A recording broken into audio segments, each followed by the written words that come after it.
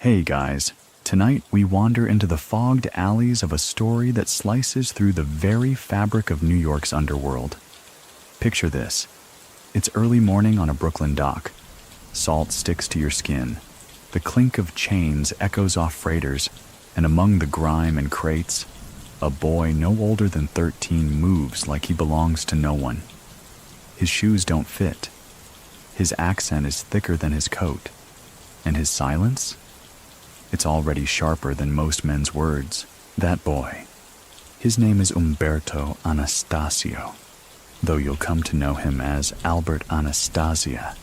And tonight, we'll follow him from his barefoot steps, across rusted planks all the way to a gleaming barbershop floor in 1957, where history caught up to him with 5 bullets and no goodbyes. So, before you get comfortable, take a moment to like the video and subscribe, but only if you genuinely enjoy what I do here. And hey, tell me where you're listening from and what time it is right now. I always love seeing how far these stories drift. Now, dim the lights. Maybe turn on a fan for that soft background hum, and let's ease into tonight's journey together. The steamship SS Canada creaks into New York Harbor in 1917, carrying one less passenger than the manifest promised. Somewhere in steerage, a Calabrian teenager has slipped from the records, likely with help from a cousin already on the inside. This was not uncommon for the time. Names reshuffled, ages blurred, birthplaces edited until Ellis Island looked more like fiction than fact. And so Umberto becomes Albert, because it sounds more American, more employable. In a land that didn't care how you arrived, just how quietly you worked. He vanished into Brooklyn's Italian enclaves like a stone dropped in a dark pond. Brooklyn then isn't quite the borough you know today. It's smoke-stung and cruel. Tenements lean like exhausted drunks. Laundry swings between windows, and immigrant kids form kingdoms in alleys. Albert fits right in. He's wiry and alert, with dark eyes that scan before stepping, and fists that answer insults better than his shaky English. He finds work on the docks, a boy with too much strength and too little patience. He carries crates, scrubs decks, sharpens blades, but it's not long before the edges of legal labor blur. Dock work is unionized, but the unions are mobs unto themselves. Pay envelopes depend on favors, and favors cost.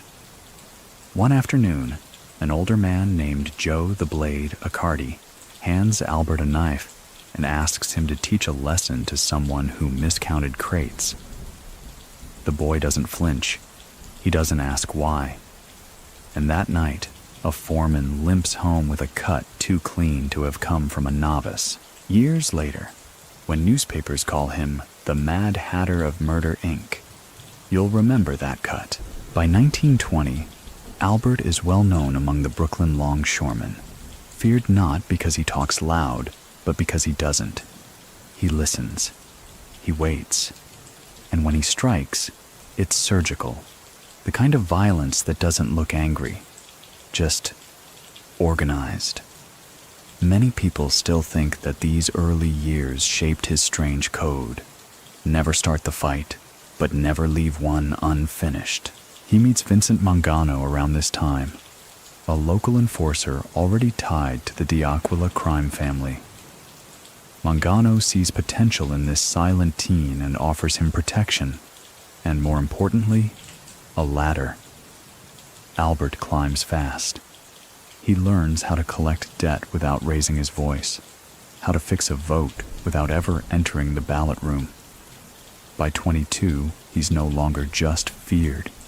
He's respected. Still, his world shifts when he meets Charles Lucky Luciano at a warehouse meetup over a shipment of stolen textiles. Luciano is already a comet in the criminal world, charismatic, brilliant, and tired of the old Sicilian ways. Albert watches him with quiet admiration. Lucky, in turn, notices the stillness of the Calabrian kid, the way he doesn't blink, the way he doesn't ask twice. One night, after a quiet favor involving a troublesome loan shark and an alley behind a Coney Island diner, Lucky places a hand on Albert's shoulder and says, "You're not built for noise, are you?" Albert shrugs. Noise wastes time. That line sticks. There's a historical document, FBI files from the 1950s, that describe Albert as a man capable of terrible calm. The agents couldn't reconcile his polite manner with the rumors surrounding him, that he once killed a man with a single pencil stab, that he never needed a gun to make people disappear. These weren't exaggerations. They were just rarely proven. In 1923, Albert's world nearly caves in. He's arrested for murder, blunt force trauma, body found in the East River. Witnesses point fingers, but somehow the case unravels. 2 key testimonies recant. One witness disappears entirely. A third is later found to have been paid off by an unnamed benefactor. Many believe this was the first time Albert understood the real currency of power. Not bullets, but silence. He walks free, and with that trial, his myth begins. Throughout the 20s, Albert becomes the go-to man for problems. Not flashy ones. The quiet kind. A numbers runner who keeps shaving the take. A cousin who won't return money. A witness getting too brave. Albert's name is never spoken aloud, but the whispers are always the same. Let the barber take care of it. It's a nickname he hates because it reminds him of those early dock days when he actually swept hair for coins. By the time Prohibition sinks its teeth into New York, Albert's knife is more feared than most men's guns. He doesn't run booze. He doesn't party. He doesn't even gamble much. He just removes obstacles, one by one, cleanly, quietly. And here's where the story sharpens. In 1929, Luciano orchestrates what becomes known as the Night of the Sicilian Purge. A dozen old-world bosses are eliminated to clear space for a more Americanized mafia structure. Albert is said to have handled at least 3 of those hits. No one sees him. No one hears him. But they find the bodies. So what do you think? Is a man still guilty when there's no proof? Just the echo of a footstep and the quiet agreement that something's been handled? Even now, historians debate how involved Albert truly was in the Luciano Revolution. Some argue he was merely a tool. Others believe he was the silent strategist behind half the executions, but one thing is certain. By 1930, Albert Anastasia is no longer just a knife on the docks. He's a name whispered in fear, a ghost in polished shoes, a shadow that always leaves room at the table. And somewhere, Lucky Luciano smiles. His quiet protege has become a lord. The year is 1931, and the underworld of New York is being redrawn like a city map under siege. The old guard is dying, sometimes literally, and the new faces are making deals in fine suits over whiskey, not in bloodied aprons behind butcher shops. At the heart of this new order sits the quiet man with heavy-lidded eyes and a face that rarely betrays emotion. Albert Anastasia. It's around this time that Murder, Inc. begins to take form. Not in name, not yet, but in quiet practice.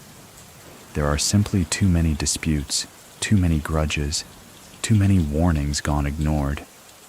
So someone, perhaps it was Lucky, perhaps it was Albert, asks a dangerous question. What if there was a crew that handled death like an assignment? No feuds, no vendettas, just business. Albert doesn't volunteer to lead it. But he doesn't say no either. He steps into the role like someone putting on a jacket that fits a little too well. The crew assembles from various boroughs. Louis Lepke Buchhalter, who brings cold calculations, Mendy Weiss, whose hands seem allergic to hesitation, and Bugsy Siegel, who adds a bit of manic flair. But it's Albert who makes the killings feel like procedure. Clinical, inevitable. The hitmen are mostly Jewish and Italian, working together in a rare display of unity. It's ironic. Murder brings harmony. They set up in a candy store in Brownsville, Brooklyn. The storefront sells sweets. The back room sells silence. Albert trains his men with precision. No flashy hits, no unnecessary violence. He emphasizes control. "If it bleeds all over the sidewalk," he reportedly says once, "you weren't paying attention." Mainstream history sometimes glamorizes Murder Inc. Films and books make it a kind of dark legend. But the truth is more chilling than romantic. Over 400 murders are linked to the group in less than a decade. Most go unsolved. Some bodies are never found. Others are displayed as warnings, carefully posed with messages only certain men can read. Many people still think that Albert took part in at least 70 of those hits personally.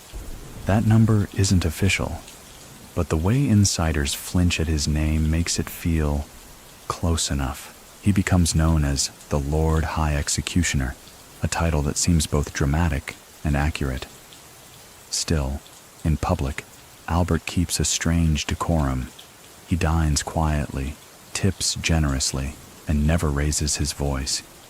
His neighbors describe him as a gentle man with haunted eyes. His enemies never get close enough to describe anything.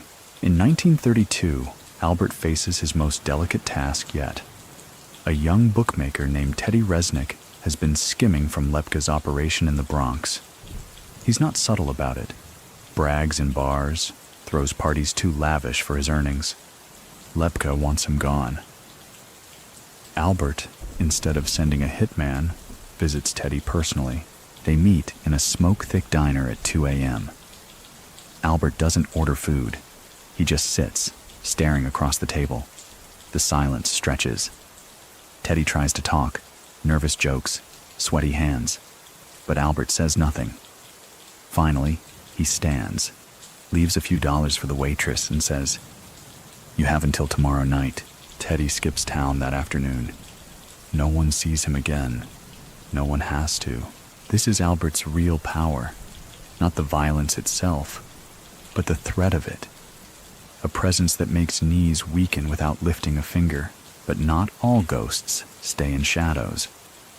In 1933, Albert is arrested again, this time in connection with a man found buried in a shallow Queens grave, a low-level mob courier. The evidence is circumstantial, but it sticks just enough to land Albert in a courtroom. Cameras flash, headlines scream. "Executioner on trial," one paper writes, as if they're auditioning for noir fiction. And then, as before, witnesses evaporate. The key informant recants. A second disappears before testifying. The jury deliberates for just a few hours. Verdict: not guilty. Reporters wait outside the courthouse. Albert walks down the steps, his coat draped neatly over one arm. When asked what he'll do next, he replies, "Get a shave." He doesn't smile. It's around this time that the FBI begins to obsess over him. Internal memos label him as coldly terrifying and disarmingly courteous. One agent notes that Albert speaks like a man who believes he's already died once and isn't worried about doing it again. Despite the attention, his power only grows. By 1935, Albert has become the primary enforcer, not just for Murder Inc., but for the wider Five Families network. He handles disputes, oversees punishments, and ensures that internal order remains intact. He's not a boss in name, but his presence lingers like incense in every backroom meeting. He also begins cultivating a peculiar image. He keeps his nails manicured, his suits pressed, and his shoes always polished. He becomes a symbol of controlled menace. A blade so well honed, you barely see it before the cut appears. Yet even within this empire of calculated fear, he has rules. He doesn't kill women. He avoids unnecessary blood. He punishes those who act rashly. Many believe this is his warped version of honor, a code buried beneath layers of pragmatism. And then there's the cigar, always unlit, always resting between his fingers like a punctuation mark. It becomes part of his image. When he walks into a room with that cigar, people sit straighter. Conversations pause, because if he sets it down, it usually means something's about to end. There's a famous story, possibly apocryphal, but delicious all the same, about Albert walking into a card game where a bookmaker owed money to the wrong people. Instead of drawing a weapon, Albert picks up a slice of cheesecake, eats it slowly while maintaining eye contact with the debtor, and then sets the plate down with surgical precision. The man paid double the next morning. No threats, just presence. What's fascinating is how little Albert leaves behind in writing. No diaries, no recorded interviews. He remains an enigma. Even the few surviving photos of him seem blurry around the edges, as if he refused to be fully captured. By the late 30s, Murder Inc. is a machine. Hits are ordered like invoices. Albert oversees it all, rarely flinching, rarely delegating the tough ones. He starts sleeping in shifts, 3 hours here, 2 there, because he claims dreams waste time. He avoids crowds, prefers back alleys, always knows the nearest exit. And still, he's not a boss, not yet. That changes in 1940, when Vincent Mangano, his longtime ally and nominal superior, begins to grow suspicious. Mangano's old school. He doesn't like that Albert deals with Jews like Lepka and Siegel. He doesn't like the idea of murder as a business. Most of all, he doesn't like how Albert is respected more than him. Tensions simmer. Words are exchanged. And Albert, for the first time in years, feels a flicker of something close to insult. Because make no mistake, Albert doesn't crave power. He doesn't even seem to enjoy it. But disrespect, that's different.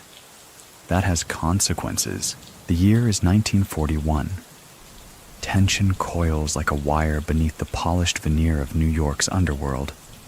Albert Anastasia, long the silent enforcer, now finds himself locked in a slow, creeping war of posture and suspicion with Vincent Mangano, the man technically above him in the family hierarchy, but increasingly irrelevant with every glance Albert receives from the commission, and every nod of approval from powerful friends like Luciano. Mangano was once a necessary fixture, a traditionalist, a believer in the rituals of the old mafia, the omertà in its most theatrical form, the Sicilian customs, the codes spoken only in dialect.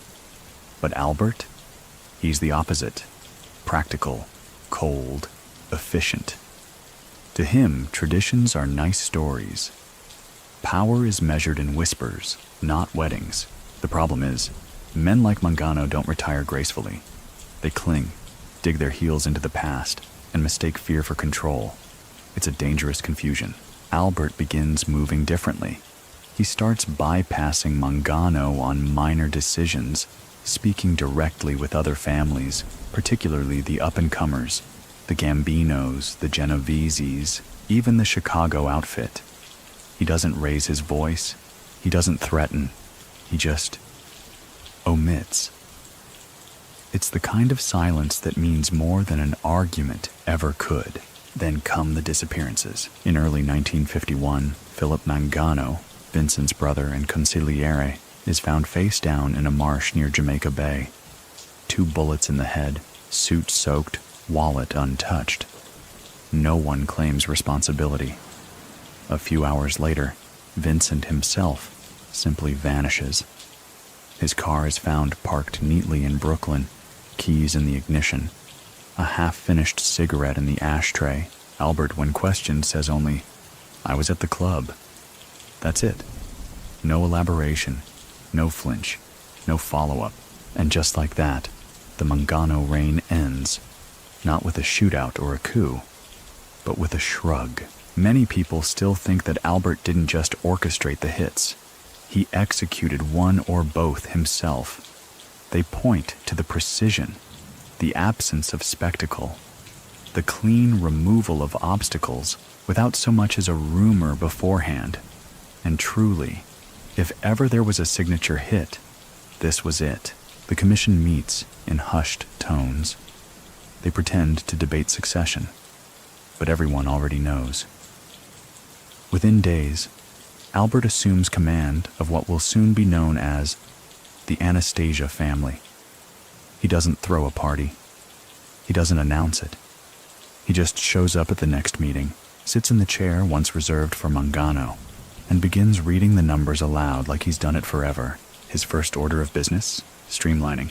He tightens extortion routes, dissolves inefficient rackets, and doubles down on the waterfront. Longshoremen unions, truck routes, import-export scams.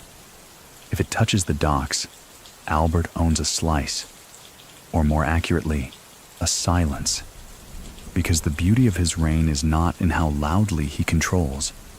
It's in how quietly he doesn't have to. One story from 1952 illustrates this perfectly.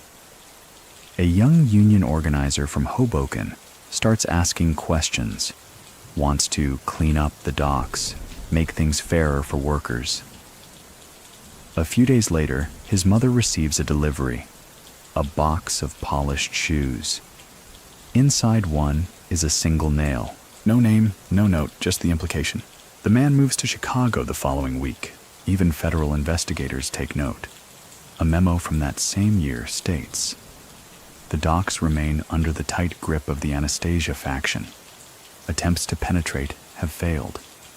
Informants refuse to speak, citing fear of disappearance." But Albert's not content with just unions. He begins investing in more sophisticated operations, construction bids, international shipping, even Hollywood union connections. He's building something beyond a gang. He's building a machine. One that doesn't squeak. One that runs so smoothly, it almost disappears. And yet, for all this power, he never lets go of his roots. The knife still lives in his coat. The silence still sharpens behind his eyes. Every so often, someone steps out of line, takes a cut they weren't owed, opens their mouth too wide, forgets who watches from the corner booth. Those people vanish. Some are found days later, washed up and waterlogged. Others simply aren't. There's a famous unsolved case from 1953 involving a minor bookmaker named Tony Bellarosa, who tried to skim off the top of the family's numbers operation. He's last seen arguing with a man in a blue overcoat outside a Manhattan cafe. Surveillance later confirms that Albert wore a blue overcoat that day. Bellarosa's apartment is found untouched, his dog fed, mail uncollected. No forced entry, just absence. Even decades later, homicide detectives still refer to it as the Anastasia vanish. Still, not everyone is afraid. In fact, some are emboldened by Albert's precision. Frank Costello, the diplomatic don, sees in Albert a tool, but also a risk. He dislikes Albert's temperament, the quickness to silence. "It's bad for business," Costello reportedly says over dinner once. "You don't invest in something you can't predict." Albert doesn't care. He doesn't need to be predictable. He needs to be obeyed. The tension between Costello and Albert begins to grow. It's not overt. No shouting matches or shootouts. Just a rising tide of distrust. Costello begins subtly backing another rising star, Vito Genovese, a man equally cunning but far more restrained. a man who sees in Albert not a peer but a liability. Meanwhile, Albert's public image begins to shift. The press starts calling him the Mad Hatter. It's not just the brutal efficiency of his rule, it's the contrast. The soft voice, the perfect suits, the faint cologne. He doesn't look like a killer, which somehow makes it worse. In one photograph from 1954, Albert is seen attending a charity boxing match in Manhattan. He's in the front row, laughing, cigar unlit in hand, children nearby. The image circulates. Editors love the contrast. Executioner enjoys weekend. The caption reads, "What that photo doesn't show is the meeting that happens 3 hours later in a back room 2 blocks away, where a man tied to a failed heroin shipment leaves with 2 fewer fingers and a new understanding of how mistakes are treated." This duality becomes Albert's hallmark. Public polish, private precision, polite to strangers, ruthless to betrayal. And still, his power grows. In 1955, he secures an audience with Meyer Lansky, who's been overseeing syndicate interests in Havana and Las Vegas. They discuss casino skimming, labor rackets, and silent investment structures. Albert listens more than he speaks. But when he does speak, it's direct. No metaphors.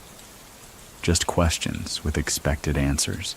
He leaves the meeting with a quiet agreement, a percentage in 2 Havana hotels, and a liaison contact in Florida. It's the first time Albert steps outside the New York syndicate's immediate reach. It won't be the last, but every empire casts a shadow. Whispers begin to swirl.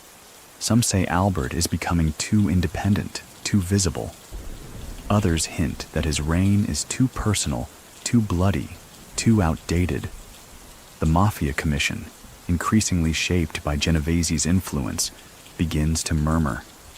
Even Carlo Gambino, Albert's own underboss and longtime ally, starts weighing silence over loyalty, because in the world of men like these, loyalty is currency. But timing is everything, and the clock on Albert Anastasia is starting to tick. By early 1956, Albert Anastasia stands like a granite pillar in a storm, a monument to an older brand of fear that doesn't sway in the wind. He's reached a peak most men only dare imagine. Absolute authority over one of New York's 5 families, silent control over the docks, quiet stakes in Havana's glitz and Vegas's neon. And yet, there's a hum in the air, a subtle, constant vibration of unease, the kind of stillness just before a glass shatters. On the surface, Albert continues as always. He arrives at his favorite social club on 14th Street, wearing finely pressed suits with lapels so sharp they could draw blood. He tips his hat to doormen. He still holds his cigar like punctuation, letting it speak before he does. But beneath this polished surface, the chessboard is moving. Pieces are shifting, and not in his favor.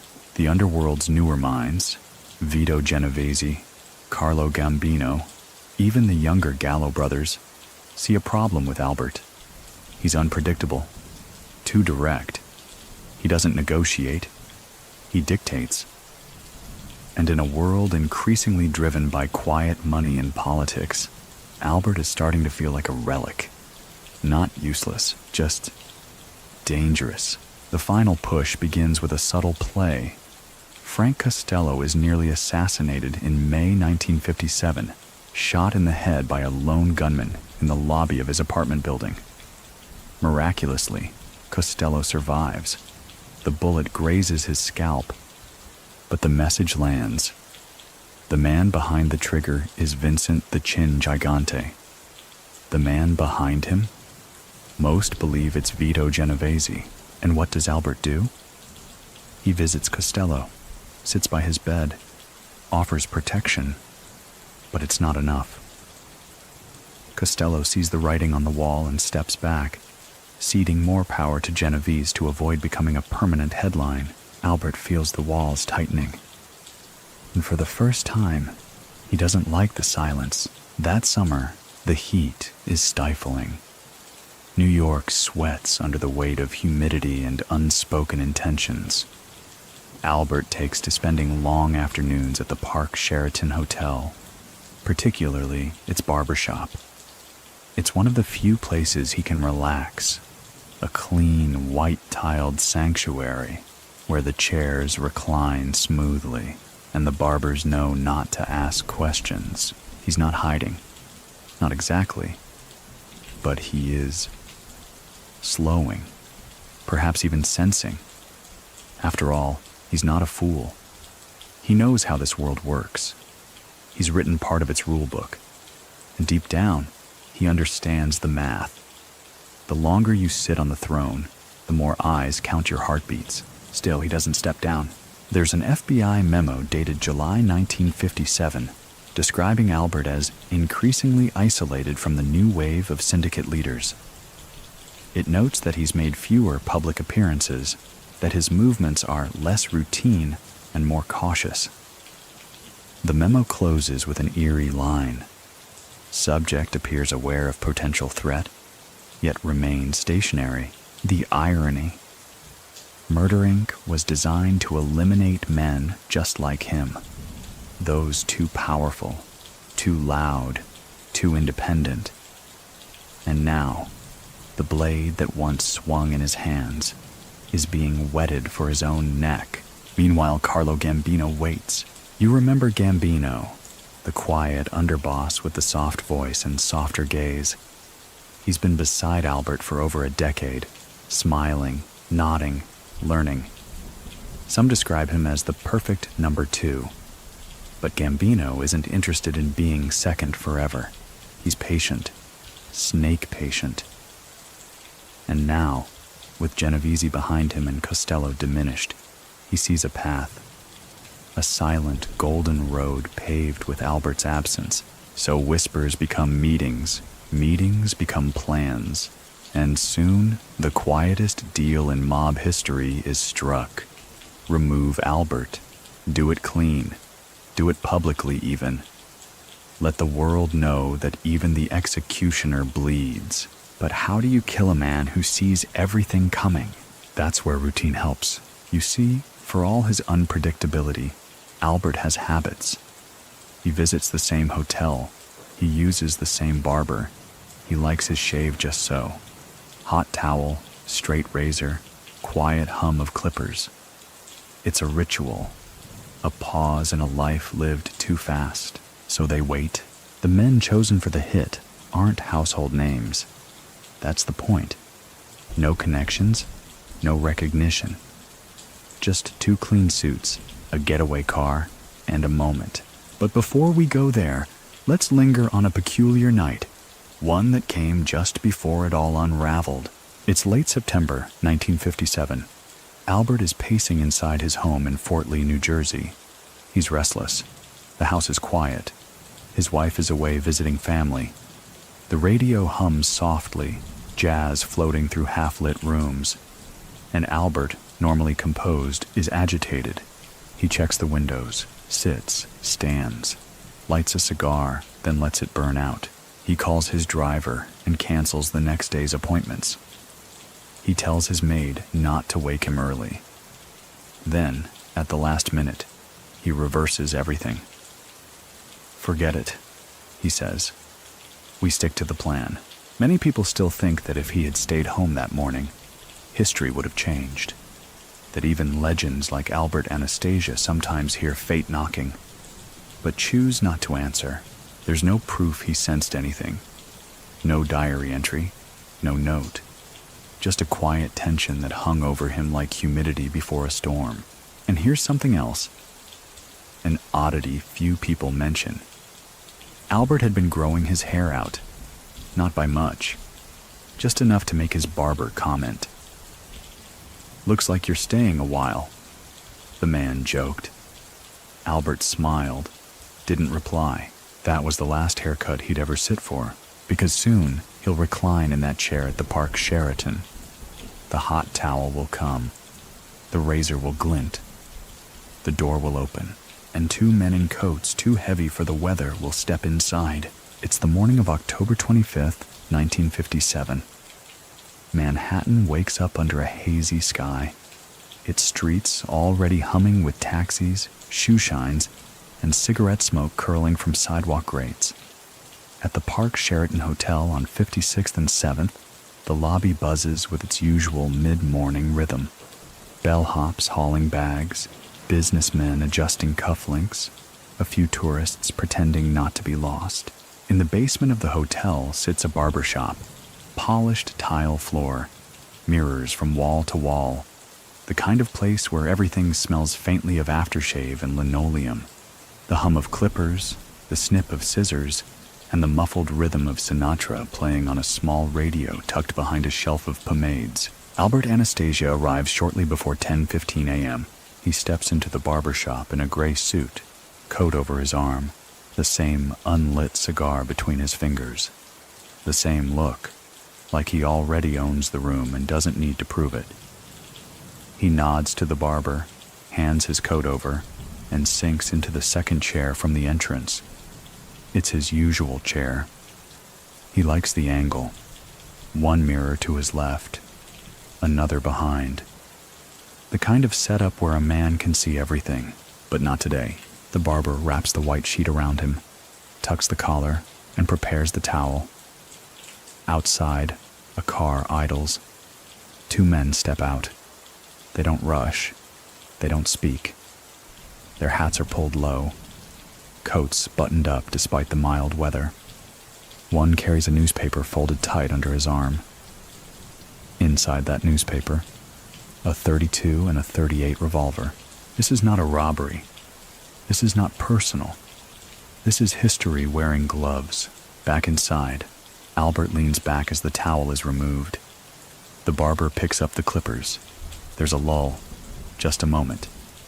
The radio crackles, then the door bursts open. The two men don't hesitate. They fire 7 rounds. 4 hit Albert in the face and chest. 2 miss. 1 ricochets into a mirror. The room explodes in chaos. Shards of glass screaming. The scent of gunpowder colliding with hair tonic. Albert stumbles forward, the white sheet still wrapped around him, stained now. He claws at the air, staggering toward the mirror, as if trying to find the source. One version says he even made it to his feet before collapsing again. By the time the shooting stops, the 2 men are already gone. The getaway car, an old Ford, disappears into midtown traffic. No one gets a plate. No one remembers the drivers. Just coats. Just hats. Just silence. Within minutes, the hotel is swarming. Police cordon off the basement. Reporters crowd the sidewalks. Flashbulbs pop.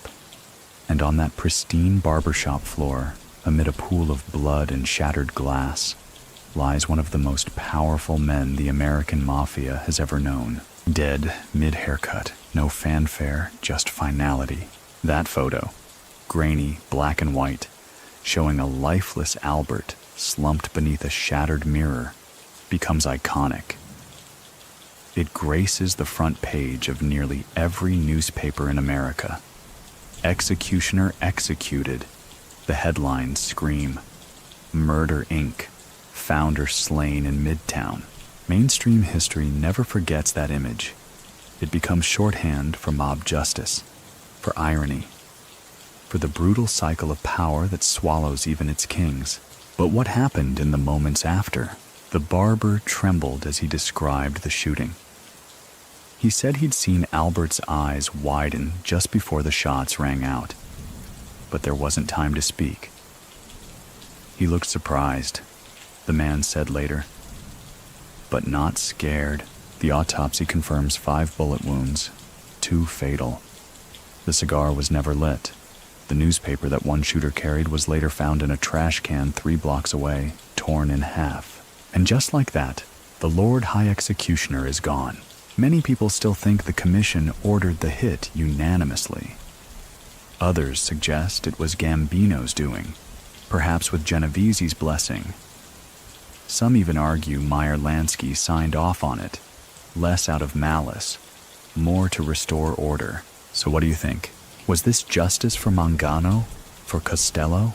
For the dozens, maybe hundreds who disappeared under Albert's reign? Or was it something colder? The funeral is a modest affair. Closed casket. Fort Lee, New Jersey. Dozens attend. Hundreds do not. The fear lingers. No one wants to be next to the next target. Carlo Gambino delivers no eulogy, but he stands front row, hat removed, expression unreadable. Within weeks, Gambino assumes control of the family. The Anastasia name is erased, replaced by his own. He doesn't throw a coup. He doesn't hold a ceremony. He just is, like a tide that comes in slow and then never leaves. The barbershop reopens eventually. The mirror is replaced. The blood scrubbed away. But people avoid that second chair for months. Some say it felt colder. Others say the glass still shook when you sat down. Eventually, the shop closes altogether. Too many memories. Too much noise in a place that once promised silence. Meanwhile, federal agents sift through Albert's history. They find almost nothing. No personal ledgers, no damning recordings, just whispers. The perfect criminal file. Thick with rumors, thin on evidence. And yet, his absence leaves a mark. The docks don't run quite as tightly anymore. Fear loses its shape. Younger gangsters start testing limits. Power begins to fragment. The mob, as a whole, becomes less centralized, more corporate. The days of the solitary executioner making quiet decisions from the shadows, they're over. Albert Anastasia died at 55, not in war, not in exile, but in a barber's chair with foam still on his cheek. And that somehow feels exactly right. He lived by silence, by precision, and in the end, he died mid-sentence. Not because he lost, but because the world around him changed, and he didn't. Maybe that's the cost of control, of being the last man who still believed fear could keep the sea calm. He didn't scream, he didn't plead, he just fell. The city didn't slow for Albert Anastasia's death. New York kept moving, indifferent as ever.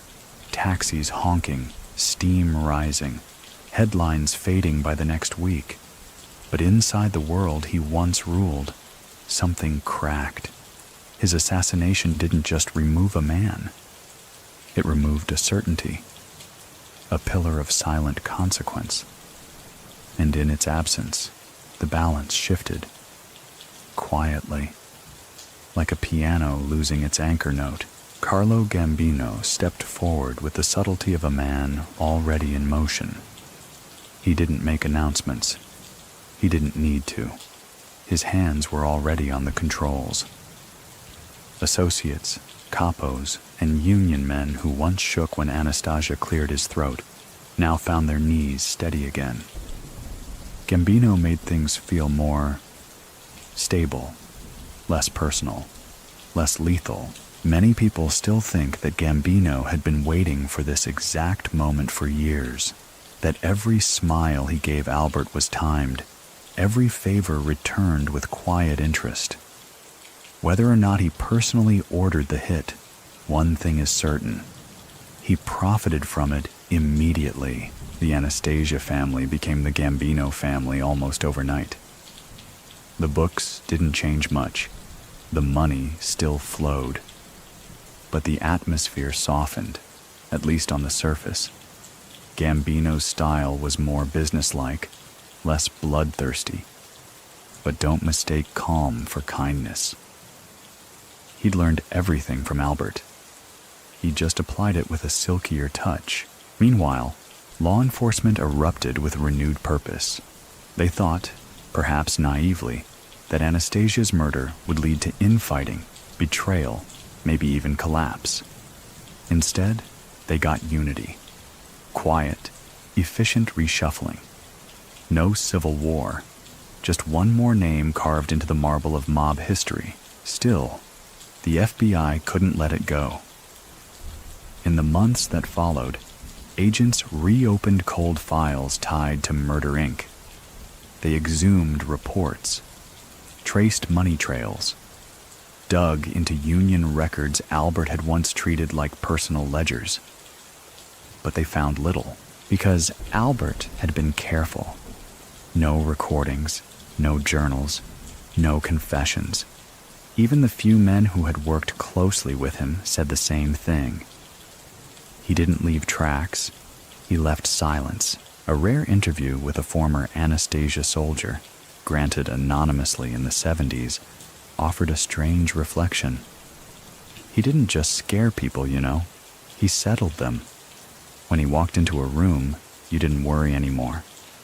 Not because it was safe, but because you knew nothing stupid was going to happen. He was the last guy who made bad ideas disappear before they turned into bad headlines. That was Albert's brand of control. Preemptive. He didn't wait for chaos to unfold. He smothered it before it breathed.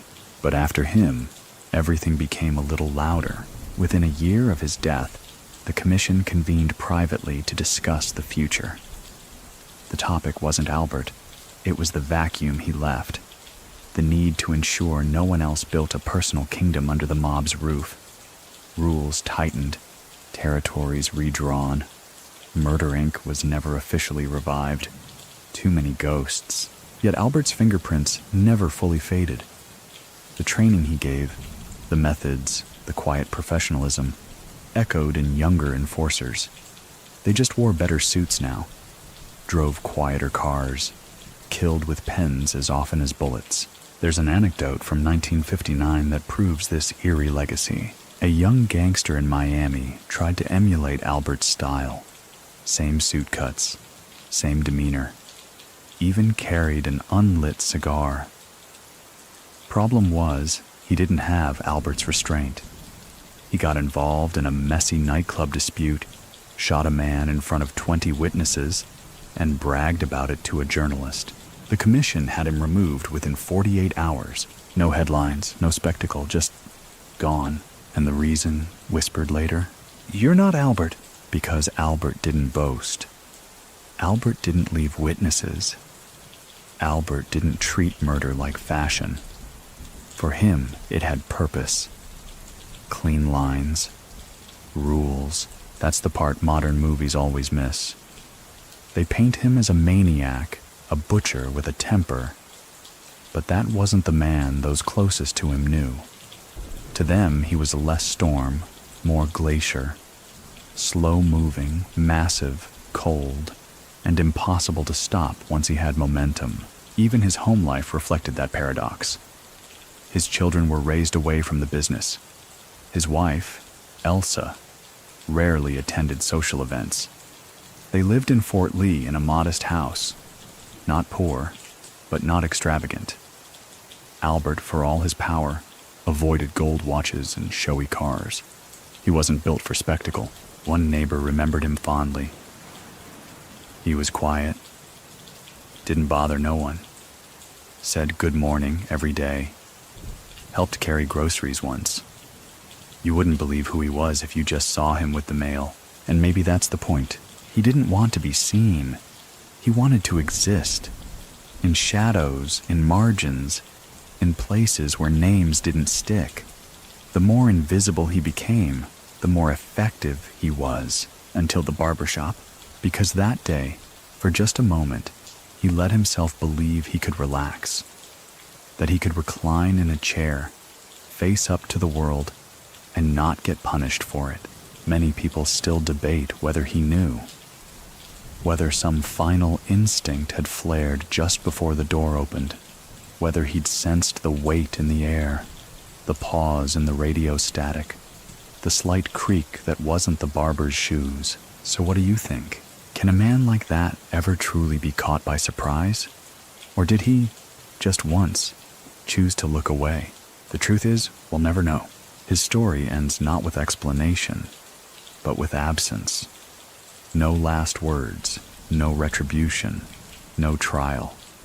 Just a pool of blood on white tile and a city that shrugged and moved on. But his legend? That lingered in photographs, in FBI files, in the reluctant awe of men who walked behind him, and in the cold silence of second barbershop chairs across America, forever a little colder than the rest. After Albert Anastasia's death, the air inside the criminal underworld felt different. Not louder, not quieter, but cautious. Like a room where someone important just walked out, and no one quite knows who's in charge of the mood anymore. For over 2 decades, Albert had been the man others turned to when things got messy, when a body needed to disappear, when a message needed to be felt more than heard. Now, that certainty was gone, and the vacuum left behind had a shape, a chill, a discipline that no one could quite replicate. Carlo Gambino wasted no time consolidating the newly christened Gambino family. He swept up the remains of Albert's empire with a bureaucrat's finesse. The books were balanced. The capos were shifted. Anyone too loyal to Albert was either transferred to a quieter corner or simply removed. Not violently, mind you. Gambino was no brute. He preferred reassignment through irrelevance, but Albert's ghost still hung in the halls. Every man who walked the docks, every enforcer who remembered the old days, felt it. The rules hadn't changed, but the tone had. There were fewer whispered threats, fewer sharp glances that made hearts stutter. Instead, the mob entered an era of gentle nods, quiet books, and less blood. It was still dangerous, but in a more corporate way, and yet, for the FBI, this shift felt like an opportunity. With Albert gone, they believed the machine might now show its screws. Agents doubled down on surveillance, wiretaps, and informant pressure. A memo from December 1957 reads, "With the executioner removed, lower-tier operatives appear more vocal, suggest intensified infiltration." What they didn't realize was that the fear Albert instilled had planted itself so deeply it lingered long after the man was buried. Even those who'd never met him told stories as if they had.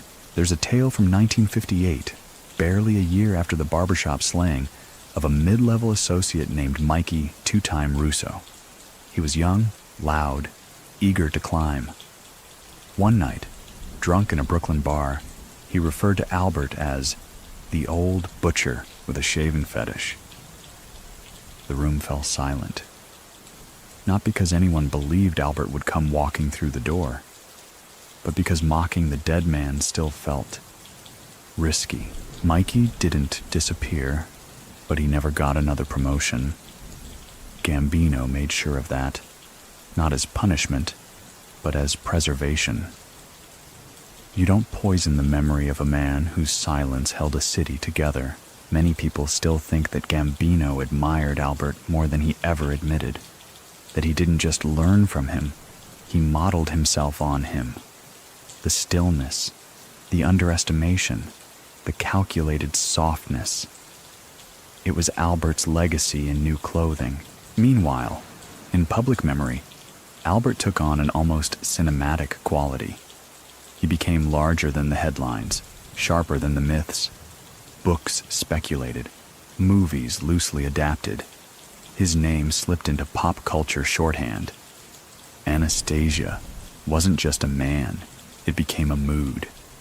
Cold, controlled, unflinching. But as with all mythologized men, the details began to blur. Historians disagreed on his exact body count. Some claimed over 80 confirmed kills. Others said that number was inflated, because when you're that feared, everyone wants to blame you. Still, there was no denying the fear he instilled had a precise gravity. Entire investigations stalled simply because witnesses vanished or recanted. One agent reportedly said, You can't indict a ghost. What made him so effective? It wasn't charisma. Albert wasn't a performer. He didn't speak in riddles or offer dramatic monologues like some of his peers. He was polite, flat-toned, always listening, and that's what unnerved people. He wasn't unpredictable in the explosive way. He was predictable in the inevitable way. Once you crossed a line, you knew how it ended. The only mystery was when. There's an image that comes from an old dockworker's account of Albert leaning against a crate on the Brooklyn waterfront, staring out at the Hudson with his sleeves rolled up and a knife still clipped to his belt. The man said he never forgot the way Albert looked, not angry, not plotting, just still, like a machine waiting for input. That's how he ran Murder, Inc., not as a spree, but as a schedule. He didn't enjoy killing. He saw it as necessary maintenance, a correction, something broken that had to be made clean again. A cog too sharp, a wire fraying, a knot that wouldn't untangle. And yet, even in his coldness, there was structure. He believed in hierarchy, in punishment proportional to error, in never killing for free. One informant said, Albert wouldn't kill you for stealing. He'd warn you first. But if you lied, that's what he couldn't stand. Lies wasted time. So what do you think? Can a man who killed so many still be considered disciplined? Can there be a code inside the chaos? The debate continues among scholars and criminal historians. Some argue he was nothing but a thug with a press agent. Others call him a necessary evil in a world where negotiation sometimes fails. A few even say he was the last of the honest enforcers, a man who did exactly what he said he would, no more, no less. Whatever the truth, Albert's absence marked the end of an era. The mob would go on to evolve. Wiretaps would bring down bosses, new laws would shatter unions, and young upstarts would favor cocaine over codes.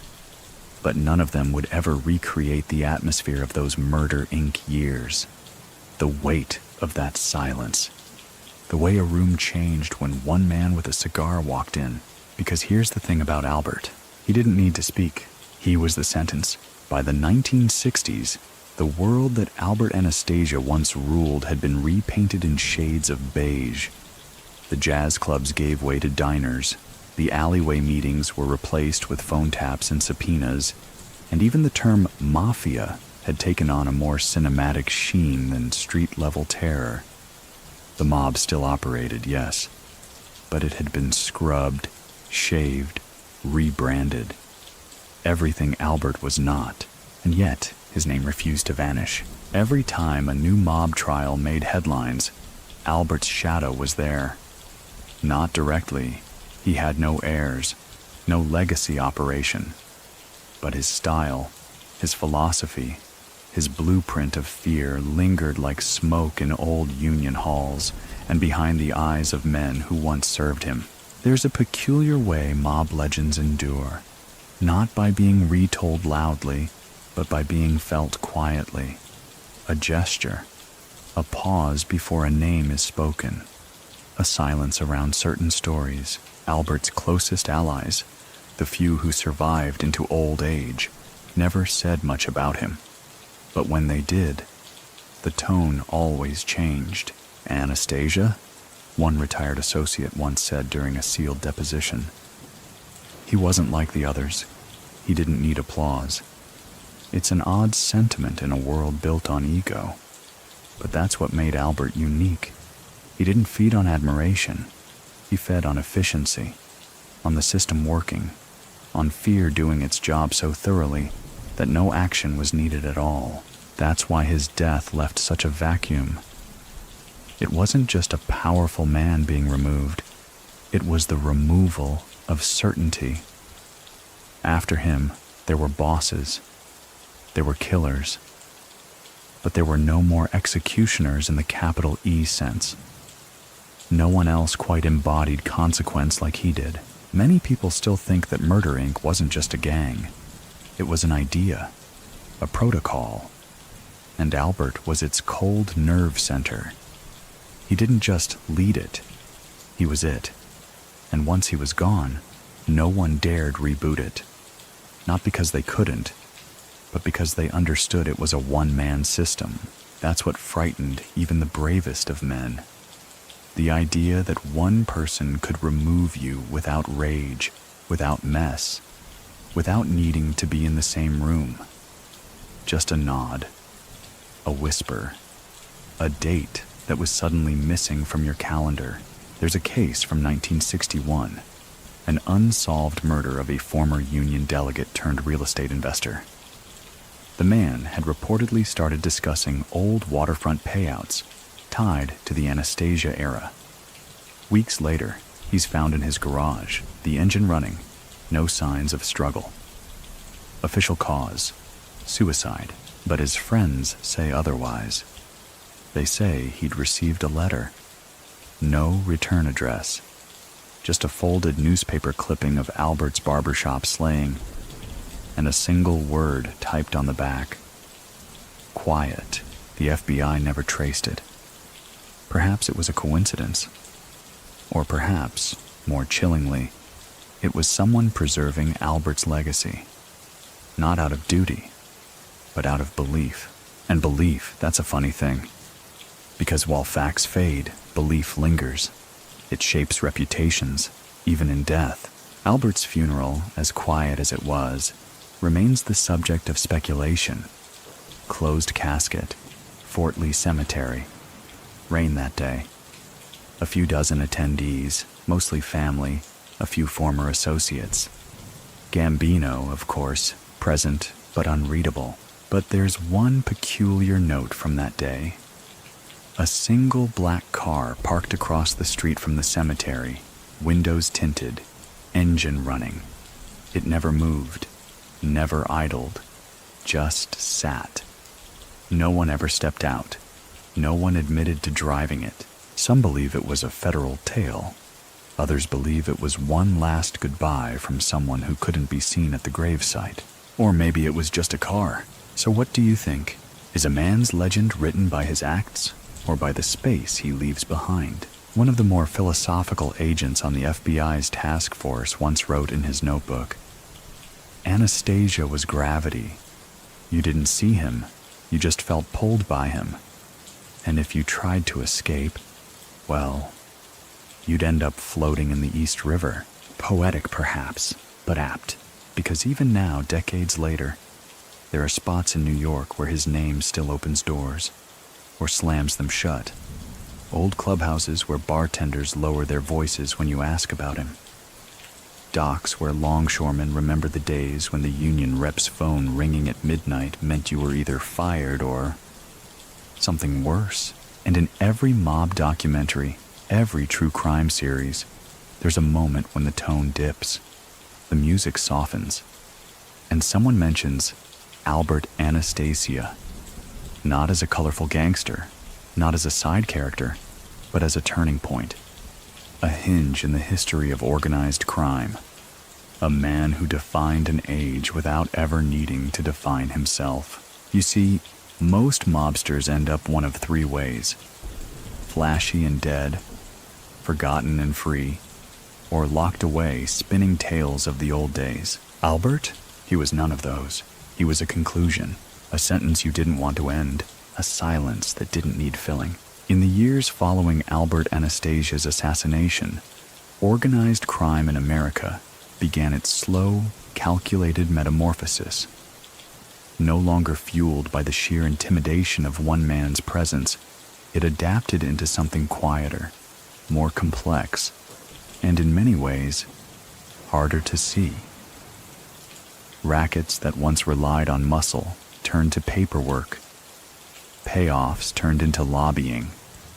And yet, within all that change, the lessons Albert left behind remained etched in the bones of every family. It's 1963 when the mob's first major public reckoning arrives, the Valachi hearings. The moment the American public hears the term Cosa Nostra for the first time on national television.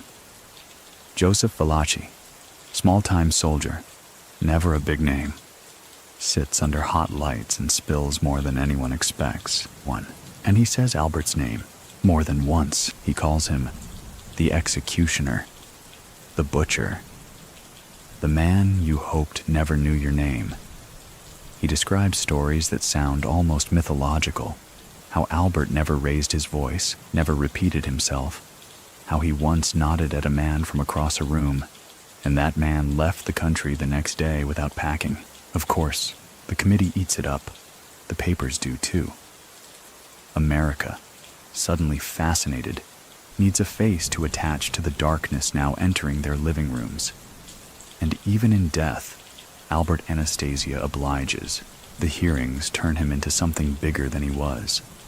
They round off the rough edges, skip the nuance, magnify the brutality.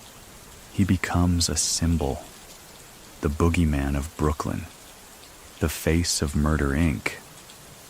Even if Murder Inc. hadn't existed for years before his death, many people still think that this mythologizing was deliberate, that Valachi, in painting Albert as the darkest figure in the room, made his own crimes seem smaller, more forgivable.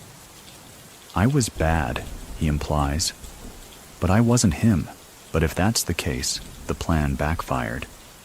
Because the more people heard about Albert, the more they were intrigued.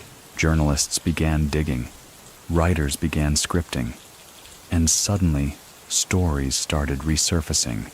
Half-remembered legends from retired detectives, blurred photographs found in basement archives, old associates whose memories were conveniently more detailed now that the man himself was buried. And like all legends, the further away Albert got, the larger he loomed. There's an interesting moment in 1970, a quiet nod to Albert from the man who replaced him. Gambino, now the Don of Dons, sits for a rare meeting with a few trusted lieutenants in a Long Island country club. They're discussing a problem. Someone noisy in Atlantic City, shaking too many cages.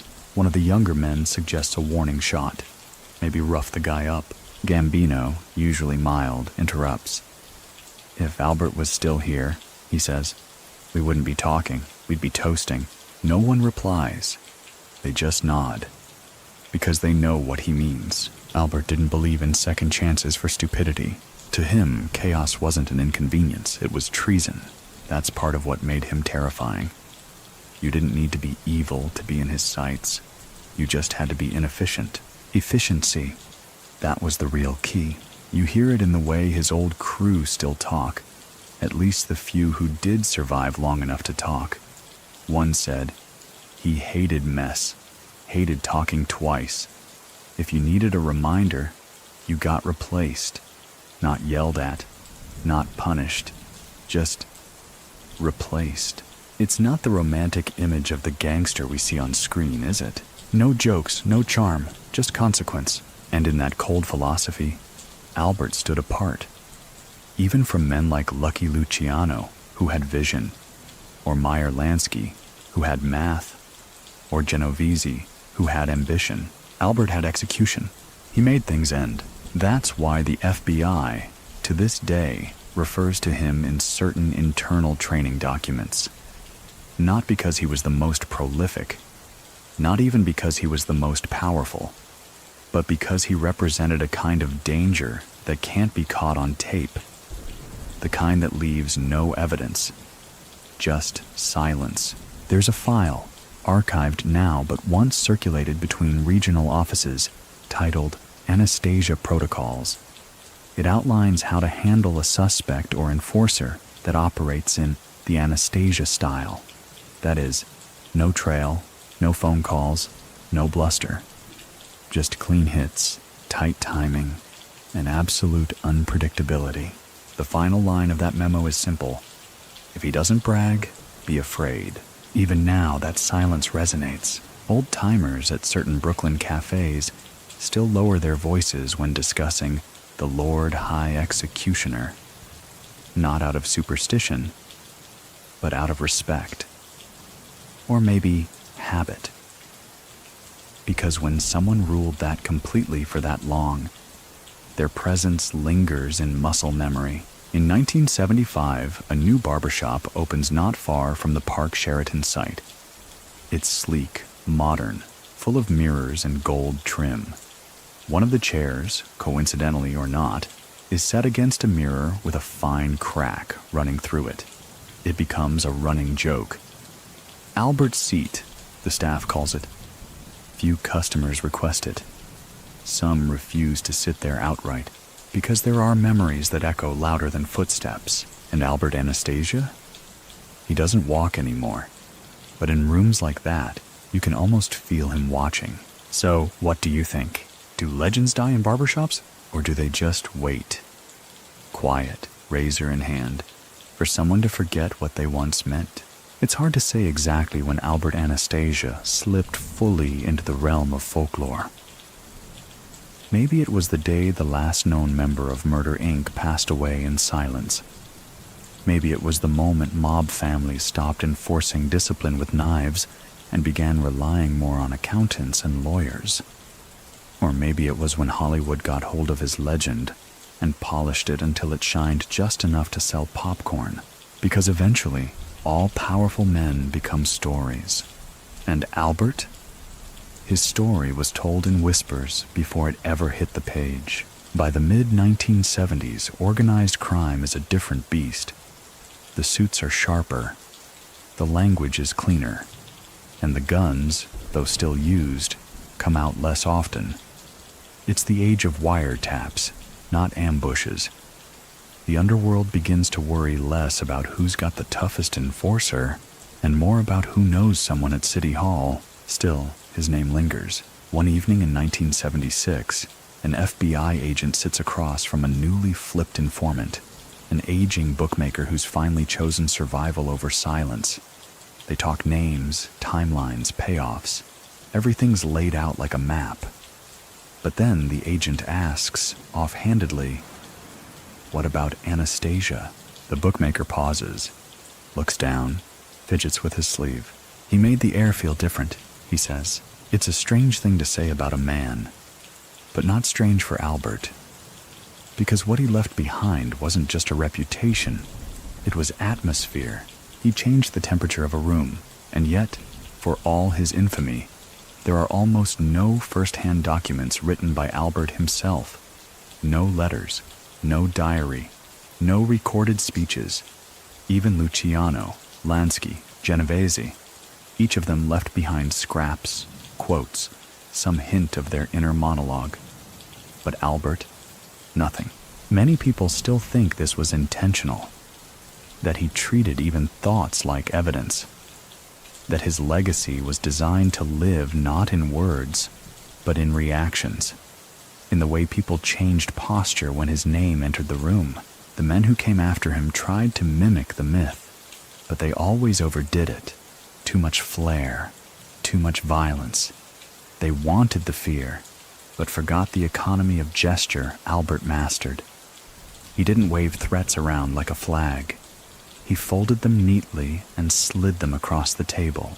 And maybe that's why, in film and fiction, he's been reimagined so many times, sometimes clearly, sometimes faintly disguised. The cold consigliere, the quiet assassin, the smiling butcher, the character who never needs to yell because everyone already knows what happens if he does. But real Albert, he wasn't smiling. He wasn't poetic. He wasn't even complex. He was decisive. There's a report from an NYPD detective dated 1955, 2 years before Albert's death. It describes a meeting between Anastasia and a minor capo who'd bungled a protection racket. The capo arrived late, stammered his excuses, waited for punishment. Albert looked at him once and said, "Fix it, that's all." And the capo did. No threats, no punishment, just the weight of expectation. Because under Albert, error didn't need scolding. It corrected itself, or ceased existing. Still, as time moved on, and the mob began to rot from within. Drugs, FBI moles, RICO indictments. His name slowly became a kind of shorthand for before. Before everything got complicated. Before deals were negotiated in courtrooms instead of clubs. Before fear had to be explained. One journalist writing in 1980 reflected on this strange nostalgia. Anastasia belonged to an age of gangsters who were terrifying, yes, but also efficient. If a man was killed, it wasn't a headline. It was a decision. It's an odd kind of reverence. Admiration tangled with fear. The way you might remember a brutal teacher who somehow taught you more in silence than others did with textbooks. So what do you think? Can legacy survive in stillness? Because Albert's story isn't written in victories or possessions. He didn't own empires the way Capone did. He didn't build political networks like Lansky.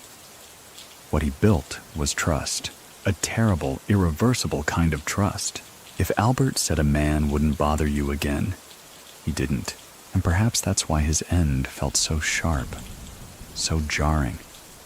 Because for decades, he was the blade. Then, in one morning, he became the target. One more example of how, in his world, peace was never a promise, just a temporary arrangement. But his ghost, it never agreed to leave. There's an old apartment in Red Hook. Brick walls, creaky stairs, a corner unit overlooking the docks. They say Albert visited it once, just once. A meeting with a local crew boss. No violence, no argument, just a conversation. After that, the crew boss never stepped out of line again. That apartment's still there. The stairs still creak. But every tenant who's moved into that unit since has reported the same thing. A chill that won't leave. Even in summer. Even with the windows open. Folklore, maybe. Or maybe Albert left a little of himself behind. Just enough to remind the walls what silence can do. By the 1980s, organized crime in America had lost much of its romantic illusion. Federal prosecutors had adapted. Surveillance had evolved. And those who once operated in smoke-filled backrooms now found themselves testifying under fluorescent lights in federal courtrooms, sweating in suits that no longer carried power, only memories.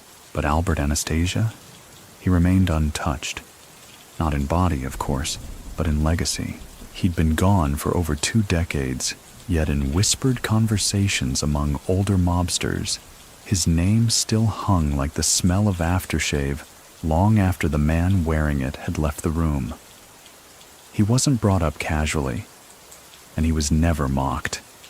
Even the most brazen criminals, those who laughed about bloodshed, who called judges by nicknames, would lower their voices when referencing the executioner. There's a moment captured in an FBI wiretap from 1983. 2 soldiers from the Genovese family sit at a diner, sipping coffee, discussing a messy hit that went wrong. Sloppy, public, loud. One mutters, "Anastasia wouldn't have let it go that way." The other just nods. No rebuttal. Because what's there to say? Albert had become a benchmark, not a man, a measurement. Efficiency was judged by what he might have done. Control was imagined in his stillness. The quietest room always won the comparison. And in the underworld, where power is measured not in noise, but in absence, Albert still ruled. Many people still think that Albert's greatest strength wasn't his ruthlessness, but his ability to predict when to strike, and more importantly, when not to. He didn't act out of impulse. He acted from blueprint. There's a recovered FBI file, partially redacted, that details an anonymous tip in 1956. A rival crew in Newark had reportedly insulted the Anastasia family by attempting to undercut a waterfront deal. The Bureau expected retaliation. Weeks passed. Nothing happened. Then, on the last day of the month, A single truckload of cargo from the Newark docks disappeared. Not the whole shipment, just one truck. Inside, 50 crates of imported leather, uncut, untraceable, high value. No violence, no confrontation, message received. And that was Albert's style. Blood wasn't always necessary, but if it was used cleanly. He didn't posture, he proved. The contrast becomes especially stark as the mob of the 80s and 90s spirals into chaos. Flashy dons like John Gotti wear $3,000 suits and court the spotlight. They dine at celebrity restaurants, give quotes to reporters, laugh in the face of the law. Albert would have been horrified, not because he feared exposure, but because he hated waste. And nothing, in his mind, was more wasteful than vanity. Attention was an invitation to scrutiny, and scrutiny led to sloppiness. Sloppiness led to death. That's the irony of the mob's evolution. The generation after Albert sought fame, and in doing so, they ensured their own downfall. The FBI didn't beat them with bullets. It beat them with microphones, cameras, and public interest. So what do you think? Was Albert the villain history paints him to be? Or was he simply a necessary instrument? A sharp one, yes, but wielded with precision in a world where chaos needed cutting. The scholarly debate continues. Criminologists, historians, even psychologists have analyzed the paradox of the man. How someone so feared could be so restrained. How a figure tied to so many deaths could live by a code others failed to match. Despite his reputation, Albert had almost no public outbursts, no famous tirades, no drunken scandals, no tabloid affairs. He was, to many outside the life, boring. Just a quiet businessman from New Jersey who liked his routines and didn't say much. That's why his funeral surprised people, not because of who attended, but because of who didn't. Most of the mob stayed away. Out of fear, respect, both. Only Elsa, his wife, and a few close relatives stood at his graveside as the priest muttered Latin over the casket. The day was overcast. A light mist fell. Not quite rain, but just enough to make everything seem distant. A few days later, someone left a single cigar on his grave. Not lit, not bitten, just resting there, like punctuation at the end of a sentence. No one claimed responsibility, but old habits die hard. And for those who remembered, it wasn't a tribute, it was a reminder. You don't forget men like Albert Anastasia. You forget around them. In the criminal ecosystem of mid-20th century America, Albert Anastasia functioned like a natural force. Not a storm. Storms are loud, unpredictable, and leave debris in every direction. No, Albert was more like erosion. Steady, controlled, and capable of reshaping entire landscapes without needing to raise his voice. As the years passed, his name remained oddly consistent. He wasn't reinvented like other mob figures, constantly reinterpreted through pop culture filters. Instead, he stayed still in the public mind. A single image, hard eyes, unlit cigar, clean suit, and silence you could choke on. And silence, as it turned out, aged better than noise. In 1985, the commission trial brought the American Mafia to its knees. Bosses were convicted. Organizations buckled under the weight of RICO statutes. Informants piled up. The illusion of the untouchable criminal family began to unravel on national television, and through all of it, Albert's name surfaced again. Not because he was involved, obviously. He'd been dead for nearly 30 years. But because as the prosecutions tore through family hierarchies, federal prosecutors referenced the old ways as a contrast. The days of tight-lipped enforcement, of hits without headlines, of men who didn't need to be reminded of the rules. Anastasia became the example of what used to work, what kept everything, however brutal, orderly. And maybe that was the strange elegance of his method. He didn't aim for peace. He aimed for control. And for a while, they were the same thing. There's a declassified FBI transcript from that era, an undercover recording of a Gambino capo reminiscing about the old days. With Albert, things got done. No drama. You crossed a line, you got handled. No speeches, no trials, just done. Guys now, they talk too much. Think they're in a movie. And that's the core of it. Albert never performed. He never sought narrative. He was the conclusion, not the plot. Yet even he couldn't rewrite the ending. So what do you think? Can order survive the man who enforced it? Because after his death, the rules didn't disappear, but the discipline did. Gambino maintained a strong grip, yes, but he had to manage people. Albert, he didn't manage. He didn't negotiate. He created parameters so clear that stepping outside of them meant vanishing. That level of precision is rare, even in criminal circles. It's often overlooked that Albert didn't just eliminate threats. He also prevented them. There's an old trick he used, reportedly, with soldiers who grew too ambitious. Praise. He'd publicly compliment them at meetings, call them too important for street business, elevate them, and in doing so, he cut off their access to action. They became visible. They became still. And slowly, they faded. It's power by redirection.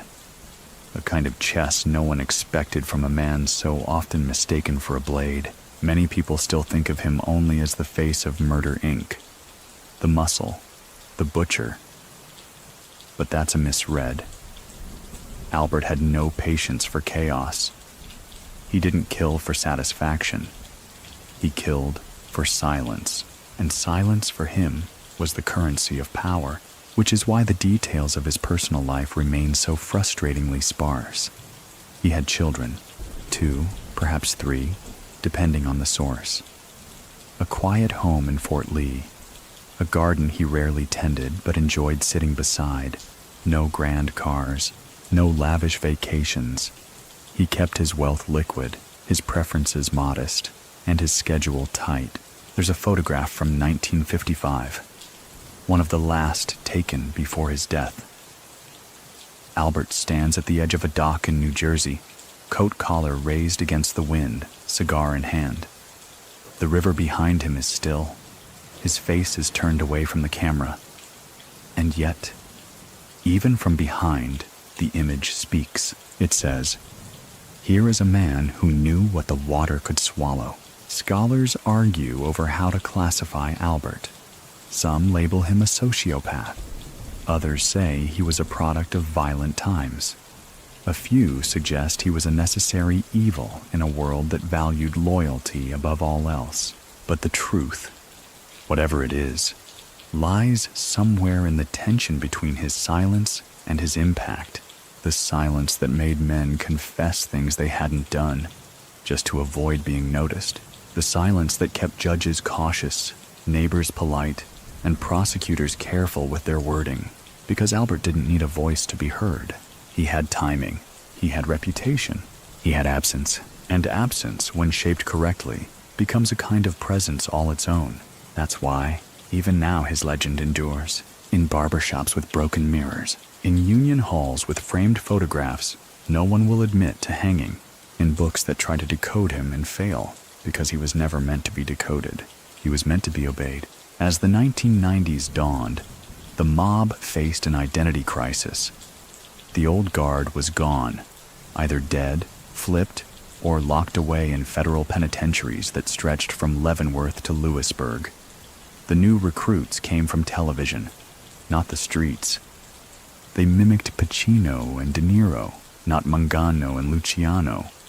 And in that drift from real to role play, something essential was lost. Albert Anastasia would have hated it. By that point, his name had been carved into lore so deeply, it no longer required updates. He didn't need a movie.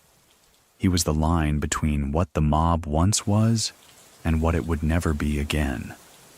A man remembered not just for what he did, but for the fear of what he might have done had he lived, because many people still think that if Albert had survived the barbershop, the entire face of American organized crime might have been different.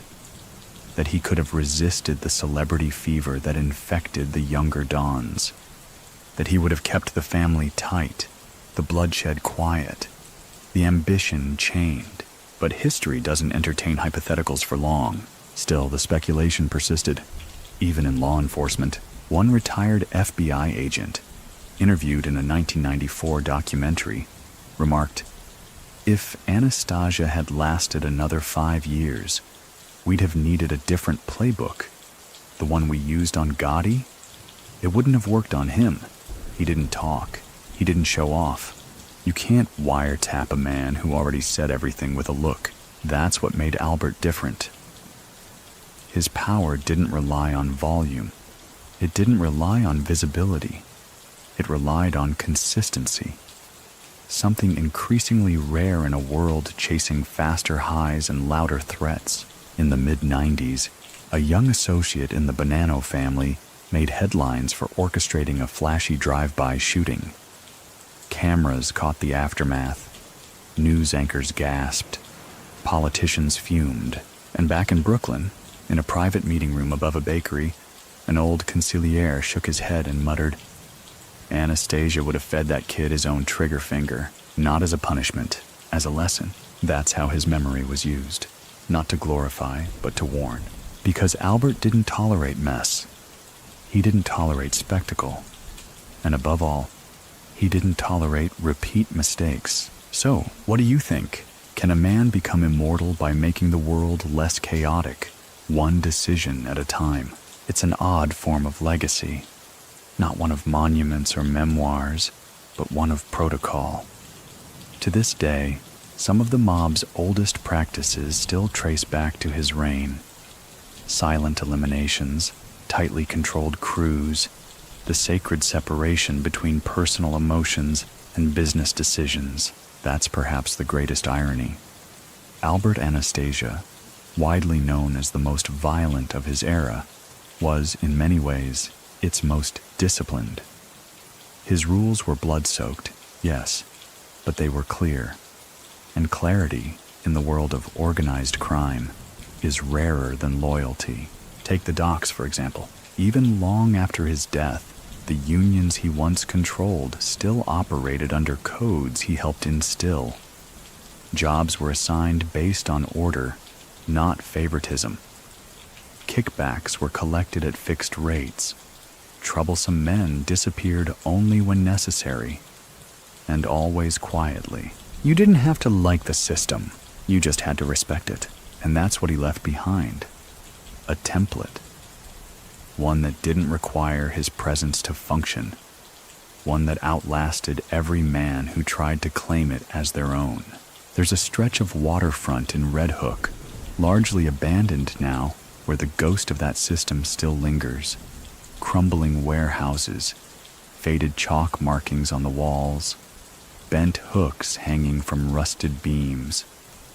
The whispers say this was one of Albert's favorite spots, a quiet dock where meetings happened at midnight, under the groan of distant ships and the crackle of cigarette ash on cold concrete. It's still there, no historical marker, no plaque, just space, air, and the feeling that if you stood there too long, someone would ask what you were doing. Not loudly, not with words, just with presence, because that was always the point. Albert didn't need to be seen to be known. He just needed you to know he could be. That's why the barbershop hit was so jarring. It wasn't just the murder, it was the method. Public, messy. It felt like a violation of his own rulebook, and many believe that was intentional. A statement, a message to anyone else who thought they were too important to be touched.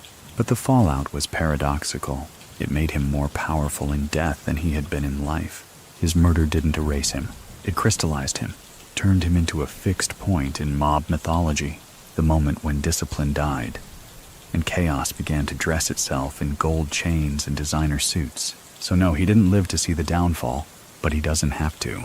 His absence is still felt every time someone tries to bring the old ways back and falls short. Because no one does silence like Anastasia did. No one makes a room colder just by being remembered. By the early 2000s, most of the 5 families looked more like spreadsheets than street crews.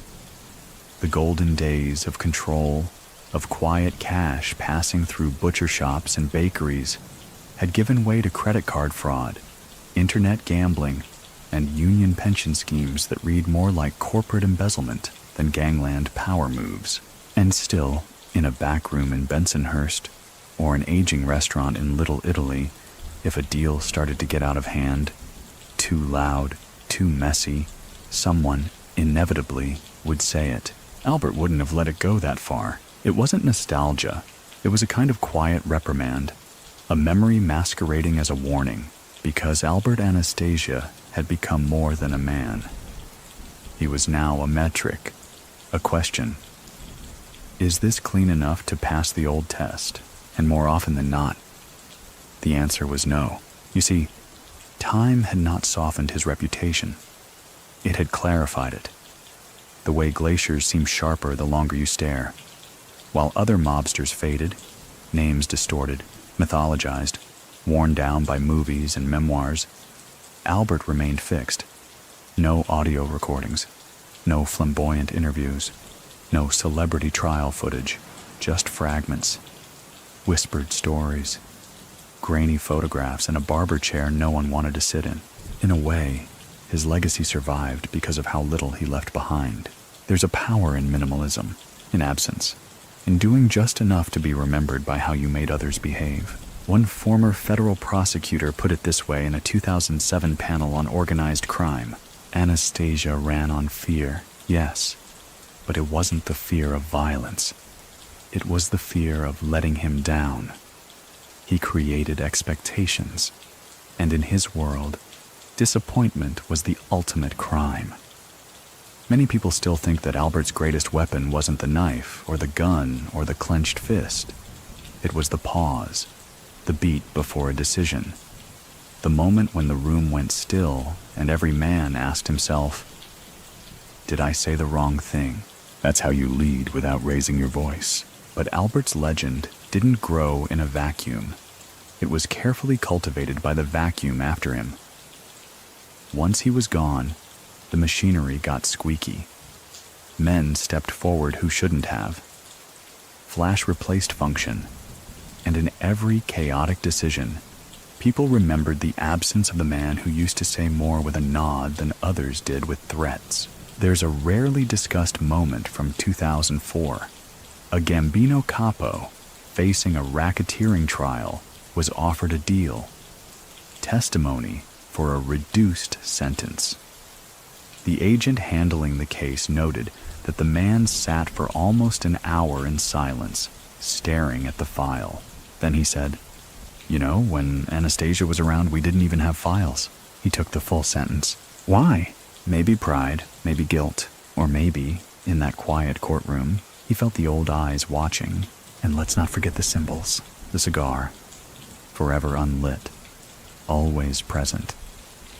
It became a shorthand, a visual metaphor. In TV shows, when a boss needs to exude silent threat, he's given a cigar, not to smoke, but to hold. It's Albert's shadow in the frame, a subtle nod to the man who weaponized stillness.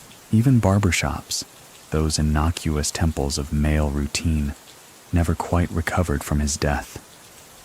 In mob folklore, the chair became sacred, off limits. Some say curses attached to it. Others say it became a reminder. No place is safe. Not even the one where you're most vulnerable. Towel draped, neck exposed, eyes closed.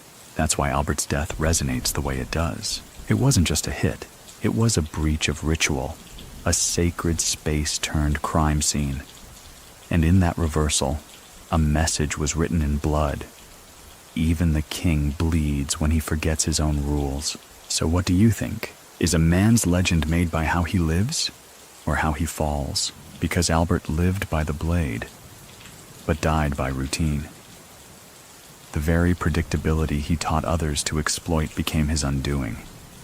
And in that irony, his story gained something tragic, not sympathy, but depth. He wasn't a hero, he wasn't misunderstood. He was exactly what he was meant to be. A system, an algorithm, a code of conduct in cufflinks. And maybe that's why he endures, because codes outlast kings.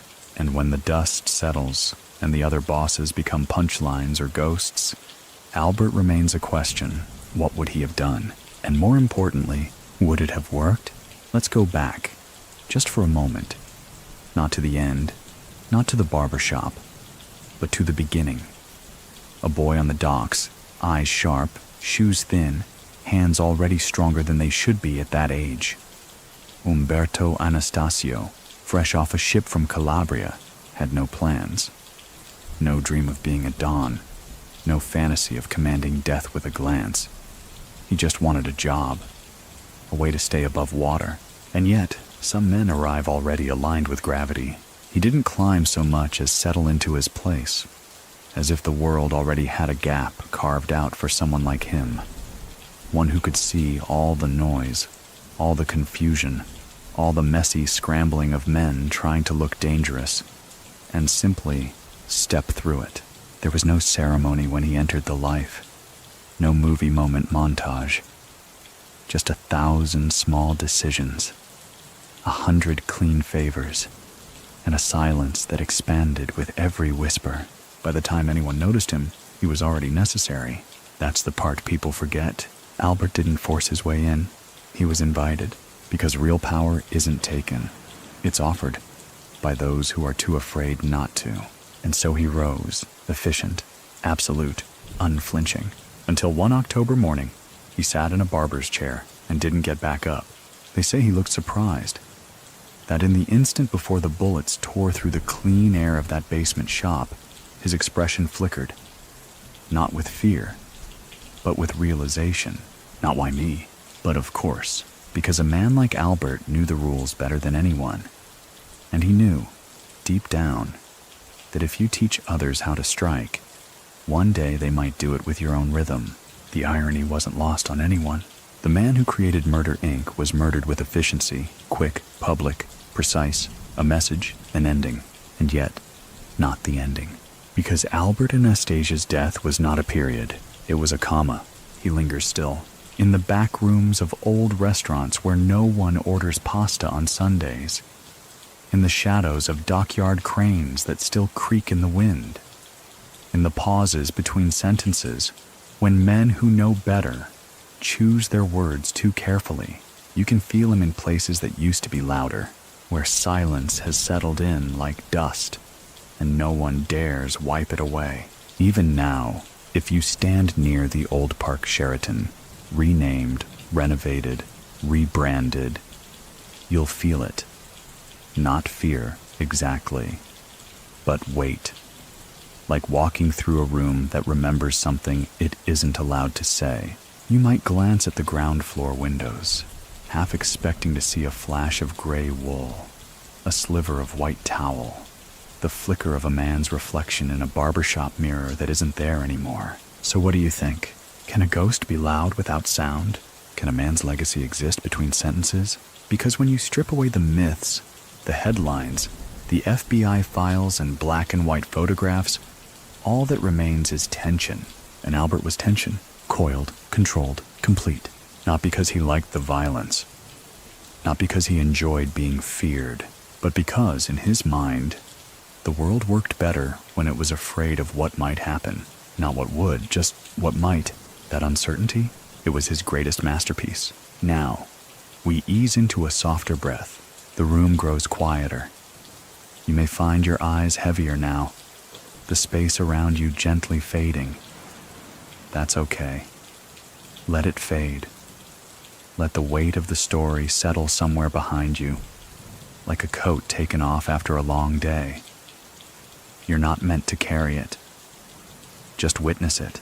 The footsteps of Albert Anastasia grow fainter in the mine's hallway, no longer menacing, just rhythmic, like a slow tide that's pulled far back, whispering over cobblestones in a city still dreaming. Even the sharpest blade, when laid to rest, becomes only steel. Let your thoughts follow him into silence now, not with fear, but with understanding. He ruled, then vanished. Like so many stories we only tell at night, and now it's night, so rest. You're safe. We're past the sharp part of the story now. Only hush remains. After the wind down comes the drift, the space where stories no longer shout but hum, where the sharp edges of legend dull just enough to let memory settle in. Albert Anastasia, long gone from the streets he once ruled, still lingers like old oil in the cracks of concrete. He's not a man in these corners anymore. He's an atmosphere, and in the early 2000s, that atmosphere thickened in unusual places. In Staten Island, an upstart crew began reviving old customs. Silence, quick decisions, lean operations. They studied the tapes, read the reports, even asked around for the Anastasia playbook, as they jokingly called it. But here's the thing about ghosts. They don't share their secrets. They only show you what happened to the last man who tried to imitate them. One of those younger captains ended up in the East River. No one claimed it. No one explained it. And someone left a cigar on the hood of his abandoned car, unlit, wrapped in a napkin. It was a message no one needed help translating. So what do you think? Can an idea like Albert still punish people? Because that's what he became after 1957. Not a person, not even a story, a consequence. Whenever the rules were broken too loudly, someone remembered the man who enforced them with surgical certainty. His ghost didn't knock on doors. It slipped into meetings, glanced at your plate, and made you forget your appetite. It's in this spectral tension that his influence carried on. Take law enforcement. By 2010, the FBI's entire structure for investigating organized crime had changed. Gone were the days of trailing wise guys to their social clubs. Now, it was about forensic accounting, server logs, encrypted phones, but in internal briefings, they still mentioned Anastasia. Not as a suspect, obviously, but as a standard.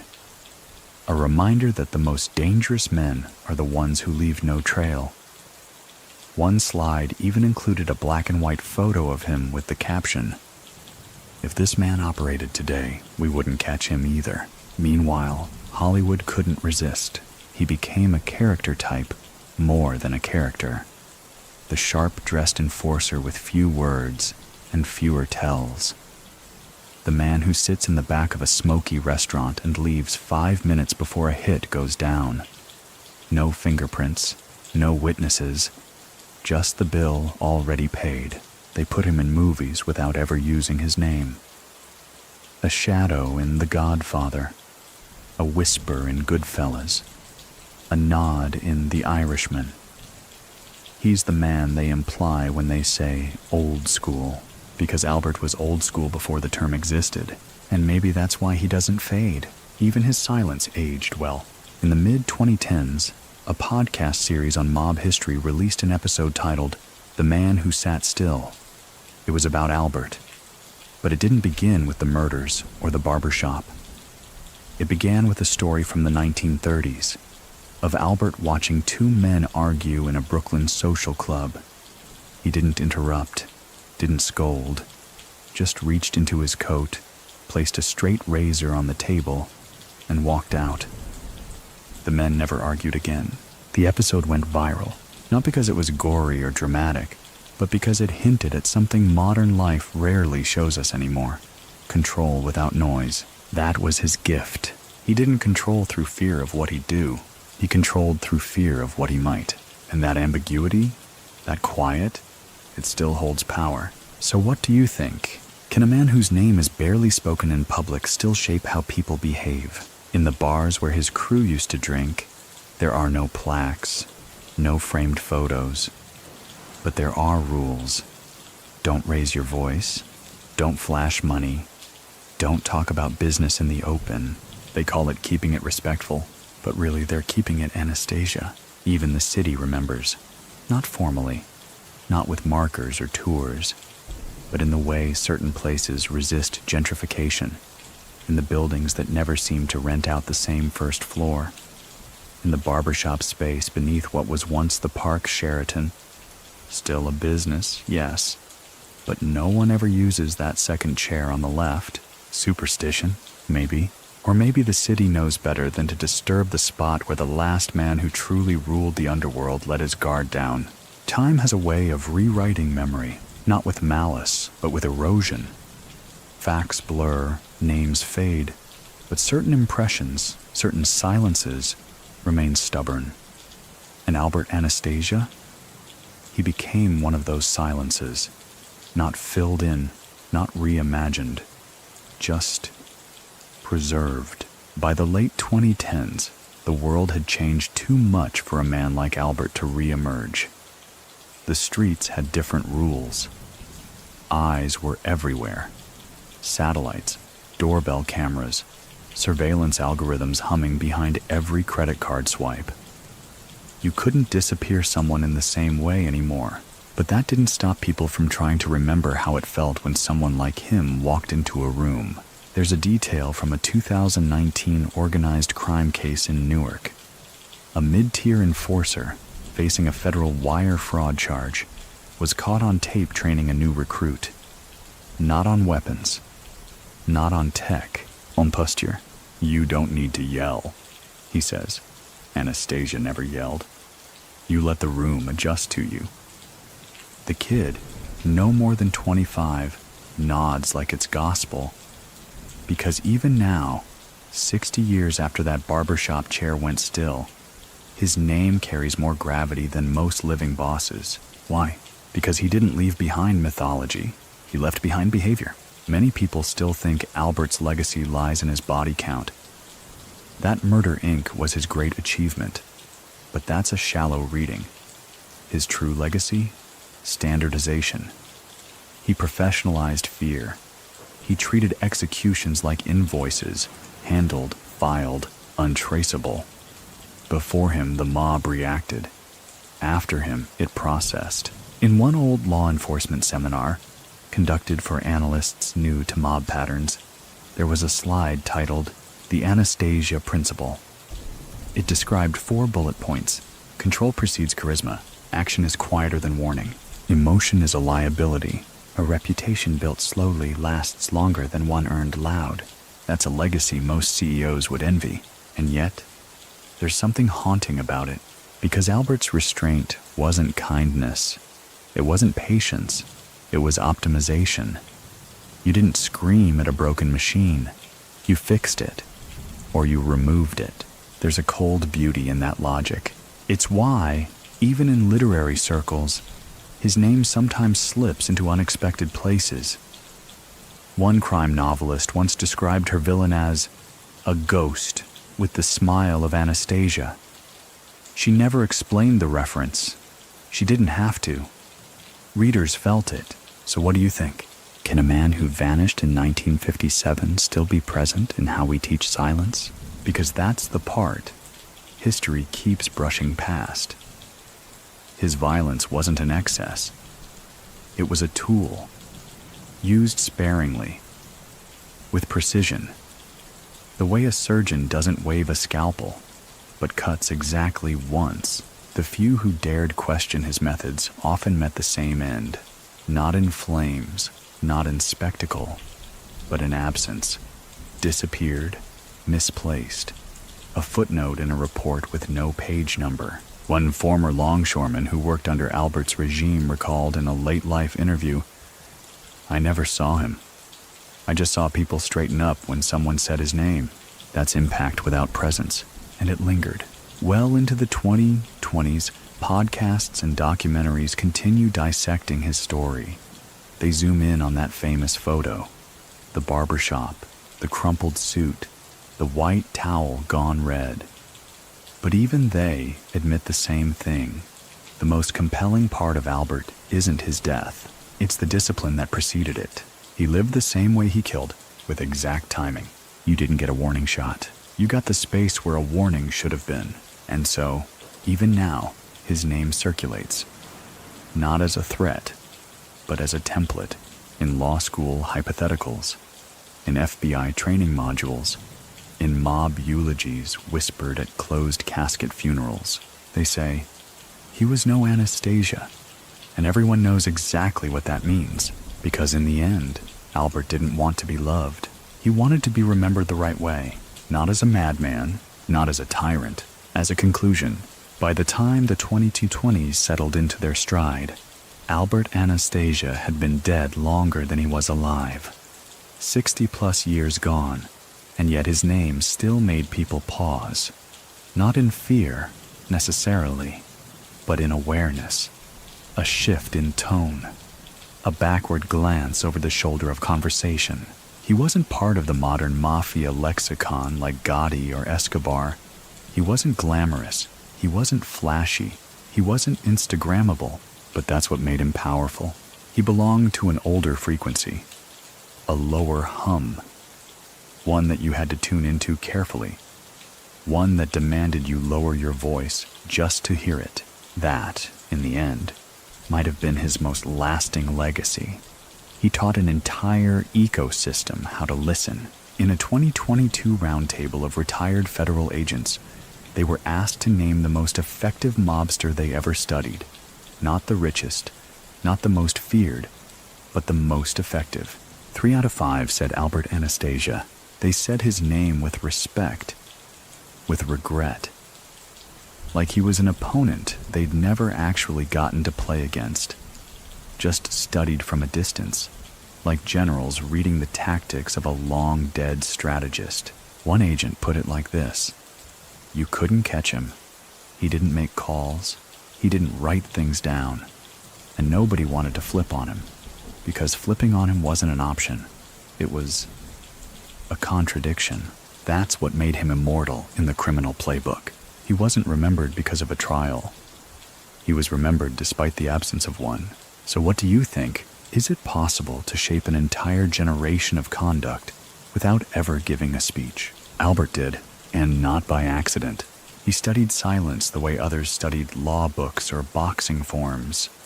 It was a tool, a canvas, and in his hands, it could suffocate a room more completely than any outburst. There's an archived photograph in the New York Daily News files, rarely reprinted but chilling in its clarity. It shows Albert at a commission meeting in the early 1950s, seated between Frank Costello and Vito Genovese. Everyone's mid-conversation, hands in motion, lips caught mid-word, except for Albert. He's just watching. One eyebrow slightly raised, eyes fixed, mouth closed. The caption underneath reads, "Stillness in the center of power." No one knows who wrote it, but they weren't wrong. That was his method. Let others move. Let others speak.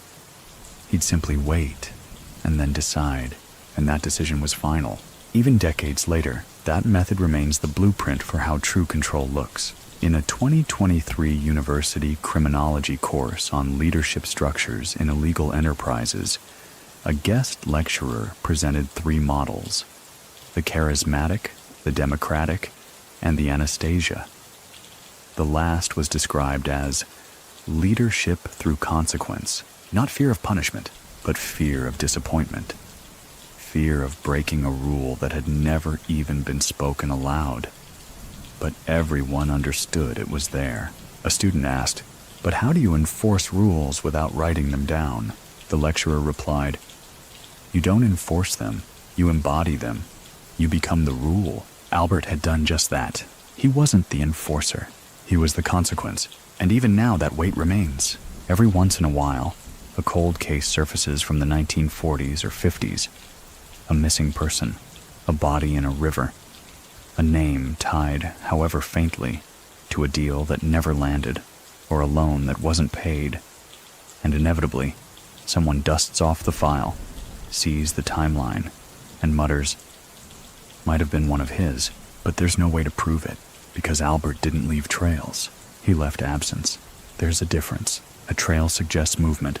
An absence suggests conclusion. One is a chase. The other is a wall. That's what he built. A wall around his operations, around his thoughts, around his legacy. You could look at it. You could even feel its edges. But you couldn't pass through it, not without permission. And he didn't grant that easily. Not to journalists, not to the law, not to time. The farther history moves from Albert Anastasia, the clearer his silhouette becomes. Not the details, those are gone, or at least unreachable, but the shape of him, the outline, it remains crisp. A man who carved his niche so cleanly that the negative space he left behind became part of the architecture. You feel it not in the stories themselves, but in the spaces between them. There's a courtroom in Lower Manhattan, older than most of the men who've stood trial inside it. Plain walls, a skylight stained with decades of tobacco and whispers. It's said that during the heyday of mob trials, when a certain name was mentioned, the room grew perceptibly colder. Witnesses paused. Juries leaned in. Albert's name had that effect, even in absence. And it's not just urban legend. Court transcripts from the 1960s and 70s show the same pattern. Long-winded testimony until someone drops his name. Then the pace stutters. The language tightens. You can almost hear the room holding its breath through the ink. That's power that outlives its practitioner. So what do you think? Can a man be gone long enough that his shadow outgrows his biography? Because by the 2020s, Albert Anastasia had become less a character and more a calibration, a lens through which modern figures are judged. He wasn't the last of his kind. He was the one who defined the kind to begin with. Take the resurgence of interest in old-world mob discipline. A series of criminal networks in southern Italy, in Canada, in Brazil. Each time a new syndicate wants to prove it's serious, the phrase comes up.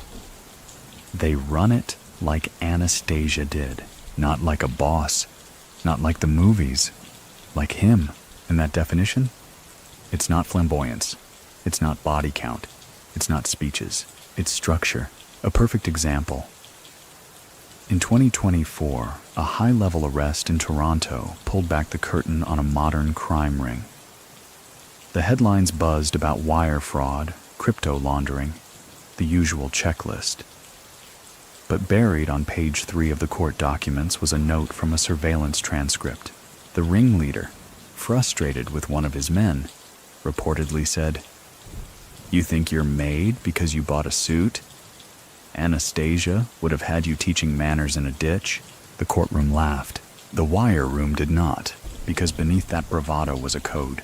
And codes, even borrowed ones, leave fingerprints. Albert's code was written in omissions. He didn't have a motto. He had a method.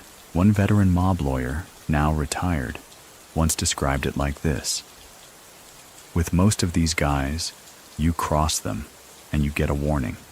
Cross them again, you get an example. But with Albert, you didn't get warnings. You got memory loss. No one remembered you after, and that's what made him terrifying. He skipped the escalation.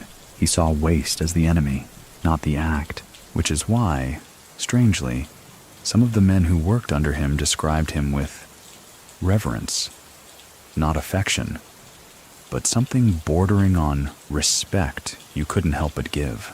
One associate, interviewed at 94 years old for an oral history project, spoke of him this way. He made you better, not because he inspired you, but because you didn't want to disappoint him. Disappointing Albert wasn't dangerous. It was final. He didn't believe in third chances, sometimes not even second ones. He believed in frictionless operation. If you interrupted the flow, you weren't reprimanded. You were removed.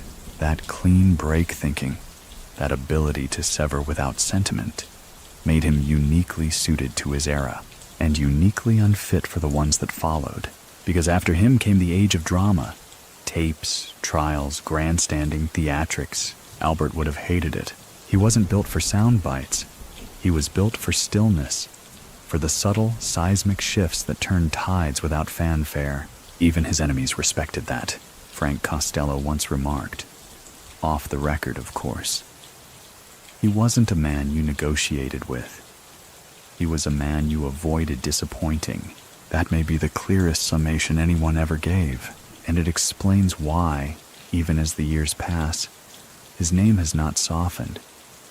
It has not become a t-shirt, or a mug, or a hashtag. It remains crisp, because there's nothing ironic about Albert. He didn't die misunderstood. He died understood exactly as intended. By the time the second decade of the 21st century faded into the third, Albert Anastasia had become something rare, a relic that hadn't rusted. He existed in the collective memory of both the underworld and its observers as a fixed point, like an anchor buried too deep to uproot.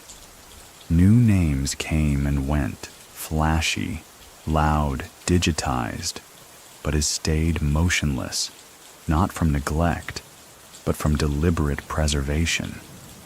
He had achieved what few figures in organized crime ever managed: timeless relevance without overexposure. Think about it. His face isn't printed on posters. His voice isn't found on audio reels. He didn't give testimony. He didn't sell out memoirs. And yet, when modern documentaries trace the history of the American Mafia, they have to pause at him, not to explain who he was, because most people already know, but to explain why everyone remembers. He's not a celebrity, he's a standard. Many people still think that's what separates him from all the rest. There's an underground card game in Queens that's been running since the 1960s. Same room, same table, different faces over time, sure, but always one rule above all else. No talking about the old days unless you can match the story. And the ultimate trump card? A personal Anastasia anecdote. A man once claimed he saw Albert turn a backroom dispute into silence with a look. He described the atmosphere change as, like the oxygen got scared. The room went quiet. Nobody topped that. And in a culture where legacy is currency, that silence is worth more than any pot on the table. The thing is, Albert never asked to be remembered. He made forgetting him impossible, because his power wasn't just in what he did, it was in the certainty with which he did it. There was no ambiguity, no fumbled messages. If Albert was involved, the outcome had already been decided. That's what haunts even now, because the modern mob, what's left of it, can't replicate that kind of clarity. Surveillance and media have stripped away the mystery. Everything is a text message, a news leak, a federal document waiting to be unsealed. Albert, on the other hand, he was a blank page after the last period. There's a bench in Fort Lee, New Jersey, near the neighborhood where he once lived. Locals walk by it every day, unaware of the ghost who used to stroll past, unhurried, jacket always crisp, cigar always there, but never lit. The older residents remember. Some nod without speaking. Others change the topic if you ask. Not from fear anymore, but out of etiquette. Because talking about Albert casually feels like putting your elbows on a church altar. You can, technically, but something in your gut tells you not to. In 2026, a graduate thesis from a criminology student at Columbia University studied behavioral residue in post-Cosa Nostra subcultures. One chapter focused entirely on Anastasia. It called him the non-character, stating, he lacked the modern tools of mythology, charisma, confession, controversy, and that made him more powerful. Because all we know about him is filtered through other people's behavior. The paper argued that Albert's strength came not from domination, but from definition. He defined what would and would not be tolerated. He defined how far too far was. and he defined the silence between thought and consequence. So what do you think? Is it possible that the most dangerous men are the ones who don't tell their own story? Because in a time when everyone curates their narrative, Albert let his echo do the writing, and still it writes. He's referenced in mob funerals, quietly, not as a warning, not even as a legacy, but as a reference point, a way to say, this was someone who understood the work, that's how they phrase it. Never murder, never terror, just work, because that's how Albert saw it. Not art, not spectacle, just maintenance. A man gets out of line. A debt goes unpaid. A promise cracks, so you fix it. Then you sit down, drink your coffee, and go home. It was never about rage. It was about rhythm. And that rhythm, it's still ticking, somewhere deep in the bones of the city. In alleys that smell like metal. In bars with no music. In men who don't flinch, but still remember what it means to lower your voice when a certain name floats in the air. Albert Anastasia is long gone, but the rules he enforced, they're still in effect in the far corners of the underworld, where stories are traded more carefully than money, and silence is the only real currency. Albert Anastasia remains a whispered benchmark, not for style, not for legend, for effectiveness. The man who could remove chaos like it was clutter on a desk. And as time moves forward, as generations of gangsters become fewer, less disciplined, more reckless, Albert's legend only sharpens. You see it in the way his name is used, rarely and only when it matters. He's not referenced to boast. He's invoked to correct, to steady the room.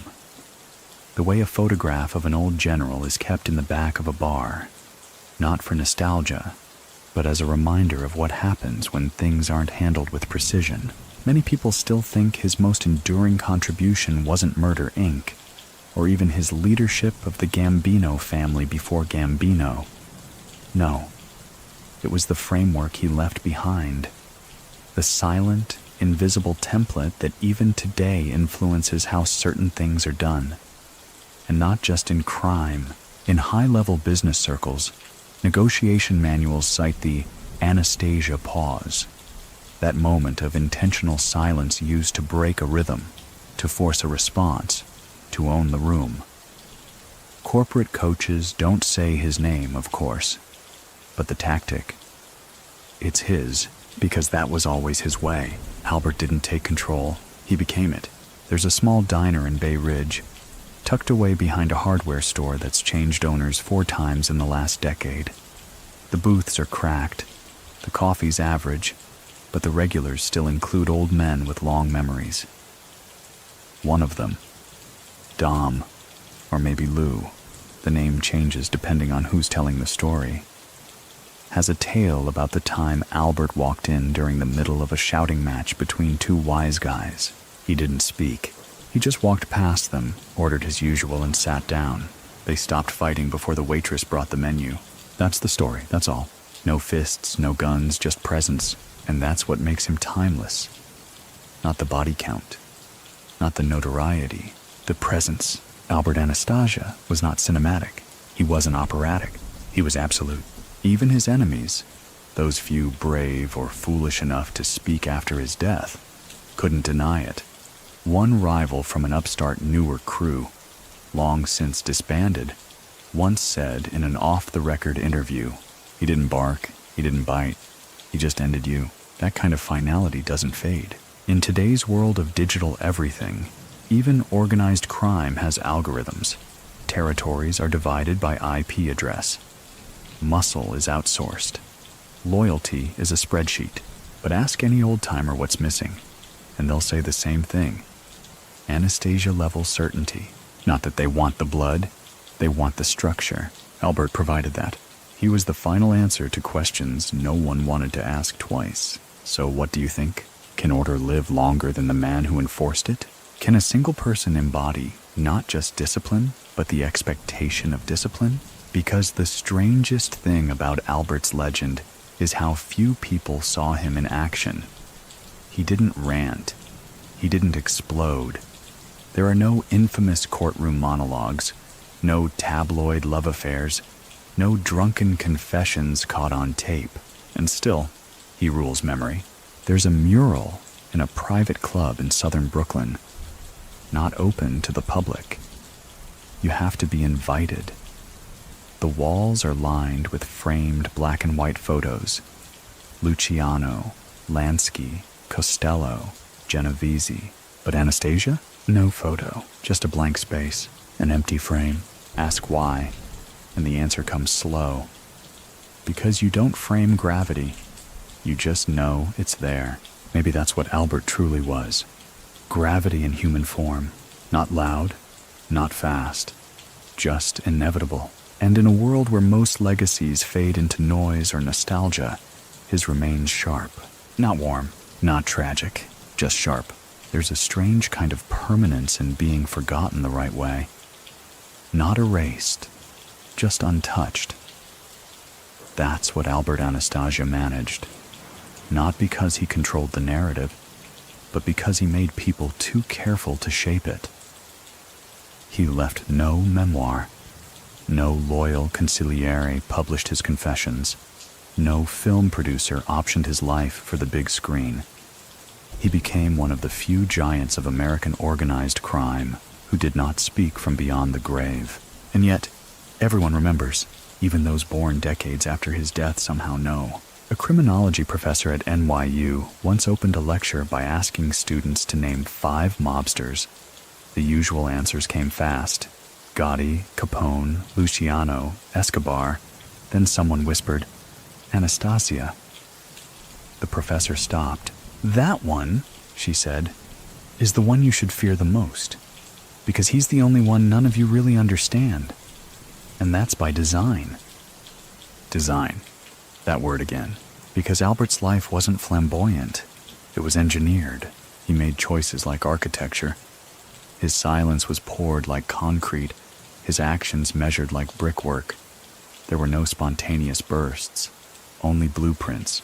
Even in death, his influence was constructed to endure. You see it in the old couriers.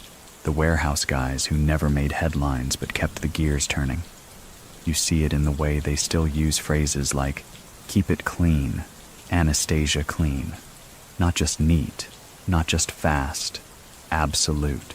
Many people still think that Albert would have hated the modern obsession with legacy. The endless documentaries, the voiceover-heavy dramatizations, the hashtags and docuseries trying to uncover the real mob. Albert didn't want to be uncovered. That was the point. His greatest weapon was never violence. It was opacity. There's a hallway in a private residence on Staten Island.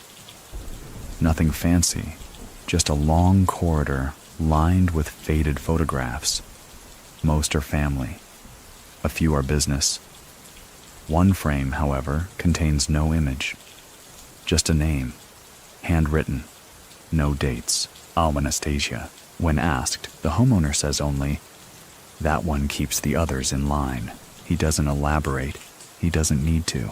Because there's a moment in every organization, criminal or corporate, when things begin to loosen. Corners get cut. Rules get bent. And someone has to say, we're not going back to before. In those moments, Albert's name resurfaces, not as inspiration, as a boundary. So what do you think? Is legacy more powerful when it refuses to be softened? Because that's the eerie thing. Albert has never been reimagined. There is no wave of pop cultural sympathy for him. No attempt to humanize the man behind the myth. No push to find his wounded childhood or tragic downfall. He doesn't fit the redemption arc. He doesn't even want to. He remains stubbornly exactly what he was, the consequence. And in that, he becomes something stronger than myth. He becomes memory infrastructure, part of the wiring, the kind that makes people pause before they act, that causes men in back rooms to sit straighter when the tone shifts, that stills a room not because anyone's afraid of violence, but because they're afraid of disapproval they can't explain. Even his enemies gave him that. Vito Genovese, who likely greenlit the barbershop hit, never gloated, never spoke publicly about it, never confirmed it, even in private. He treated it like a chess move played under duress, a necessary evil, not a victory. And that silence, that's how you know Albert won, because the man who dies with the last word isn't always the man who spoke it. Sometimes he's the one whose silence you still can't ignore. That's why, even now, when men speak of how things used to be, when they talk about structure, order, discipline, his name sits at the center. Not emblazoned, not elevated, just embedded. Like a steel beam behind the walls of a house everyone pretends they built themselves. There's a difference between being remembered and being consulted. Most people who pass into legend become trivia, dates and death photos, a name in a headline or a caption under grainy black and white footage. But Albert Anastasia didn't become trivia. He became a reference manual in conversations among the few remaining old world operators, those who still remember what it meant to run things without cameras, microphones, or hashtags. His name surfaces with the weight of a tool being retrieved, not a story being told. Anastasia wouldn't allow this. Someone might say when the room gets too loud. Anastasia would have handled that before lunch, another might mutter, when a minor dispute gets dragged into its fourth meeting. It's not hero worship, it's utility, because what Albert left behind wasn't just memory. It was methodology, and methods, when good enough, survive their inventor. Take a case from 2027, an investigation into a low-level narcotics syndicate operating in a small coastal town in Rhode Island. The crew is quiet, efficient, and invisible. FBI agents describe their structure as eerily Anastasia-like. No phones, tight ranks, and swift correction of internal mistakes. One agent even finds an annotated version of an old FBI dossier on Anastasia in the apartment of a mid-tier soldier. Underlines, margin notes, as if the man were a textbook. So what do you think? Can a man be gone for 70 years and still be giving lessons? Albert never asked for that, never positioned himself as a teacher. He was too busy enforcing what was to waste time talking about what should be. That's why his code endured. It wasn't philosophical, it was operational. In his world, mistakes were expensive, but hesitation, that was fatal. There's a chilling logic in that, one that corporate leaders now borrow without knowing the source. Books on decisive leadership echo his style without realizing it. They advise, speak less, act fast, accept finality. They're describing him. And yet, for all this presence, all this posthumous influence, Albert never became a cultural icon. Not really. There are no biopics, no glamorous coffee table books, no pop art, because you can't commodify consequence. You can't turn a straight razor into a mascot. What you can do is fear it and respect it. In 2028, a new documentary series airs called Silent Rules. The second episode is about Albert. It's simple. No reenactments, no dramatic narration. Just interviews with law enforcement, historians, and the sons of men who once worked under him. One quote from that episode went viral, not because it was loud, but because it was true. A gray-haired man in his 70s sits in a dark room, hands folded. He looks off camera. "You didn't need to like Albert," he says. "You just had to understand that when he looked at you, your excuses weren't going to matter anymore." That sentence hung in the air like perfume in a closed room, because that's the part people forget. He wasn't cruel. He was incorruptible. Not in the sense of morality, but in the sense that you couldn't plead with him. You couldn't negotiate, joke, cry, deflect. You either did your job, or you became a cautionary tale. He didn't demand perfection, just the absence of excuses. That's a harder bar to meet. And it's why, even in criminal circles now completely re-engineered around digital structures. There's a growing curiosity about how he kept control without devices, no trackers, no texts, just tone, a look, a nod, a silence that made people confess sins he hadn't even asked about yet. They say gravity can bend light. Albert bent conversation. Even now, in forums and books and back rooms, people try to decode him. How did he enforce without shouting? How did he inspire dread without lifting a finger? The answer isn't complicated. He did the work. Every day.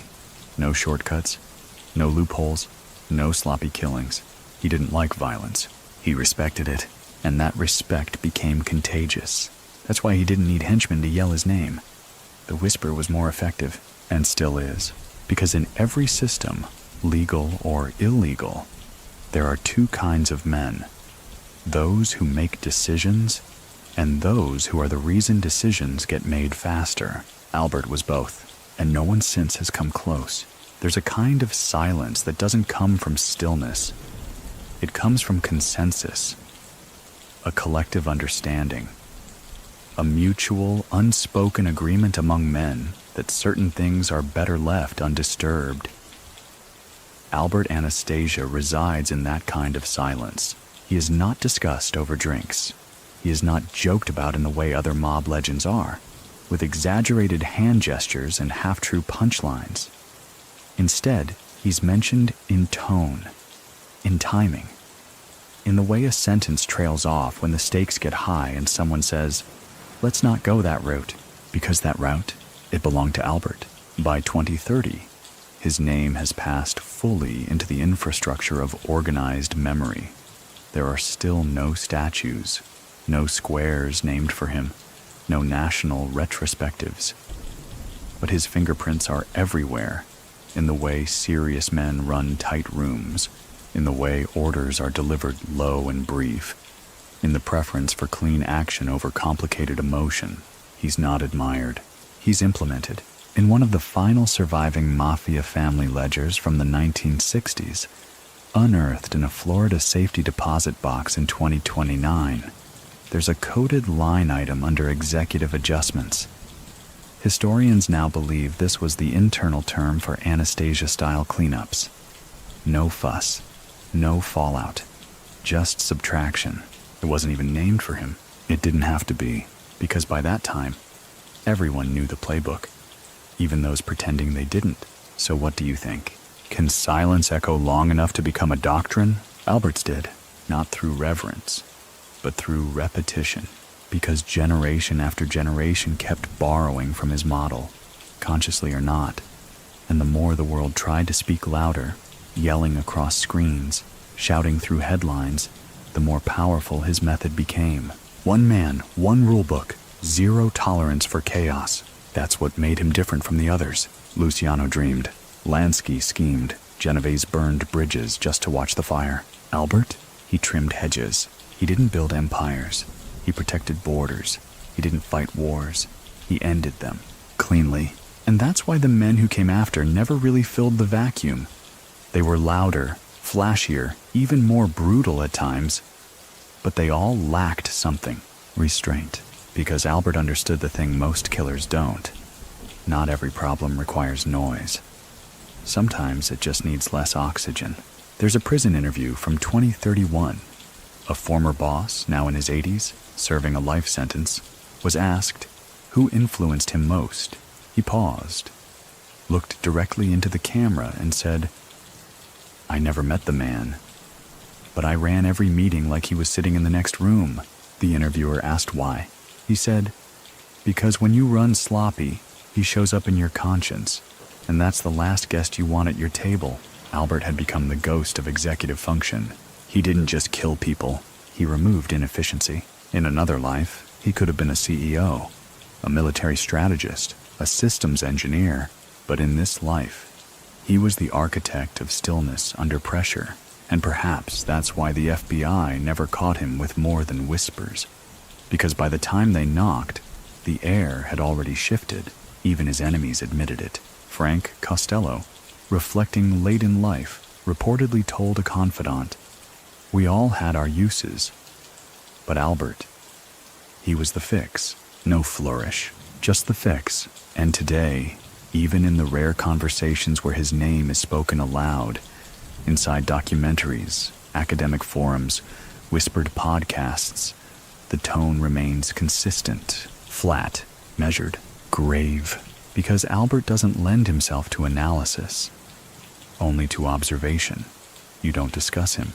You adjust because of him, like turning down your voice in a room you thought was empty, until you remembered whose ghost lingers in the corners. By now, you know the shape of the silence Albert Anastasia left behind. Not a hole, not a crater, but a clean-edged space deliberately carved that refuses to be filled. A silence so disciplined it feels like a presence, like he's still watching, not haunting but overseeing, not bitter but immovable. But the year is 2032, and somewhere deep in the archives of the NYPD, someone finds a faded internal memo from 1954. Nothing dramatic. Just a page stapled to a folder labeled "Do Not Miss File." In it, a detective describes the aftermath of a waterfront killing. No witnesses, no trace, no questions. He ends the report with a single handwritten note. Could be Anastasia. If it is, then it's done. No follow-up, no urgency, just finality. Even then, his name meant closure. But how did that persist? How does one man's logic continue to steer conversations in backrooms 7 decades later? It's not because of lore, it's because of consistency. Albert Anastasia never contradicted himself. He never played both sides, never indulged sentiment when structure was required. He didn't raise his voice because his outcomes raised themselves, and that made him alien, both to his enemies and sometimes even to his allies. One of the last living associates from that time, a man named Salvatore P., was interviewed quietly in 2033. He was blind, confined to a chair, but when asked what Albert was like, he simply said, "Cold, no, just already decided." That phrase stuck, already decided, because it wasn't just how Albert moved. It was how he lived. There were no second takes, no reevaluations, no theatrics. He didn't execute men because of mood swings. He did it because the flow had been disrupted, and he couldn't stand disruption. Even his death, brutal, yes, and very public, seems less like a tragedy and more like a balancing act. The scales tipped. Too many variables, too many enemies. Someone made the call, and as if by muscle memory, Albert's chapter ended as cleanly as he'd ended others. But even that ending didn't break the rhythm, because the rhythm wasn't his to begin with. He just understood it better than anyone. So what do you think? Do some men become so effective that death can't fully retire them? Maybe that's the true legacy. Not memorials, not retrospectives, but adjustments made in real time by men who never met you, because they know what you would have done. Albert became that. He became the man who still gets the final say, not through threats or footage or family bloodlines, but through example, through structure so tight it outlasted the building. It's 2034 now, and in a federal training seminar in Virginia, a young analyst is giving a presentation on historical enforcement models. She speaks about behavioral patterns, chain of command efficiency, and uses the phrase Anastasia ratio to describe a balance between action and ambiguity. It's not from a textbook. She made it up, but the room nods, because even without knowing him, they feel him. That's the difference. Albert Anastasia didn't demand fear. He calibrated it. And long after the violence faded, after the suits changed shape and the cities changed names, his template remained. He was not made of myth. He was made of rules. And rules, when enforced with that kind of stillness, become law, whether they're written or not. So tonight, as we close the book on the Lord of Murder, Inc., let's not linger on the blood. Let's not dwell on the violence. That's not what stayed behind. What stayed was the order. What stayed was the silence that meant something, not absence. Authority, And as long as men sit at tables trying to keep the lights low and the margins clean, his name will surface. Not loud, not frequent, but always sharp, because some shadows aren't cast, they're engineered. So now, as the streets of 1950s New York dim behind us, and the echo of leather shoes across marble lobbies fades, take a long, steady breath. Let the chaos unwind from your chest. Picture the tiled floor of that barbershop, not with blood, but with quiet. Picture the way the steam curled from Albert's coffee in the mornings, the way no one dared to sit before he did, the way decisions were made with a glance and then never spoken of again. Let that kind of stillness find you now, not because it's cold, but because it's done. The night doesn't need more noise. It just needs you to remember how calm can be powerful, how restraint can be louder than rage, how a man can define a generation, not through fireworks, but through finish. Let your breathing slow. No need to think about consequences anymore. Not now. The doors are closed, the voices have lowered, the lights are soft, warm, distant. There's just you, and the gentle weight of silence, and the knowledge that some men do not vanish. They stabilize. So rest easy tonight. The work is finished. The rules have been written. And the shadow? It doesn't move. It waits.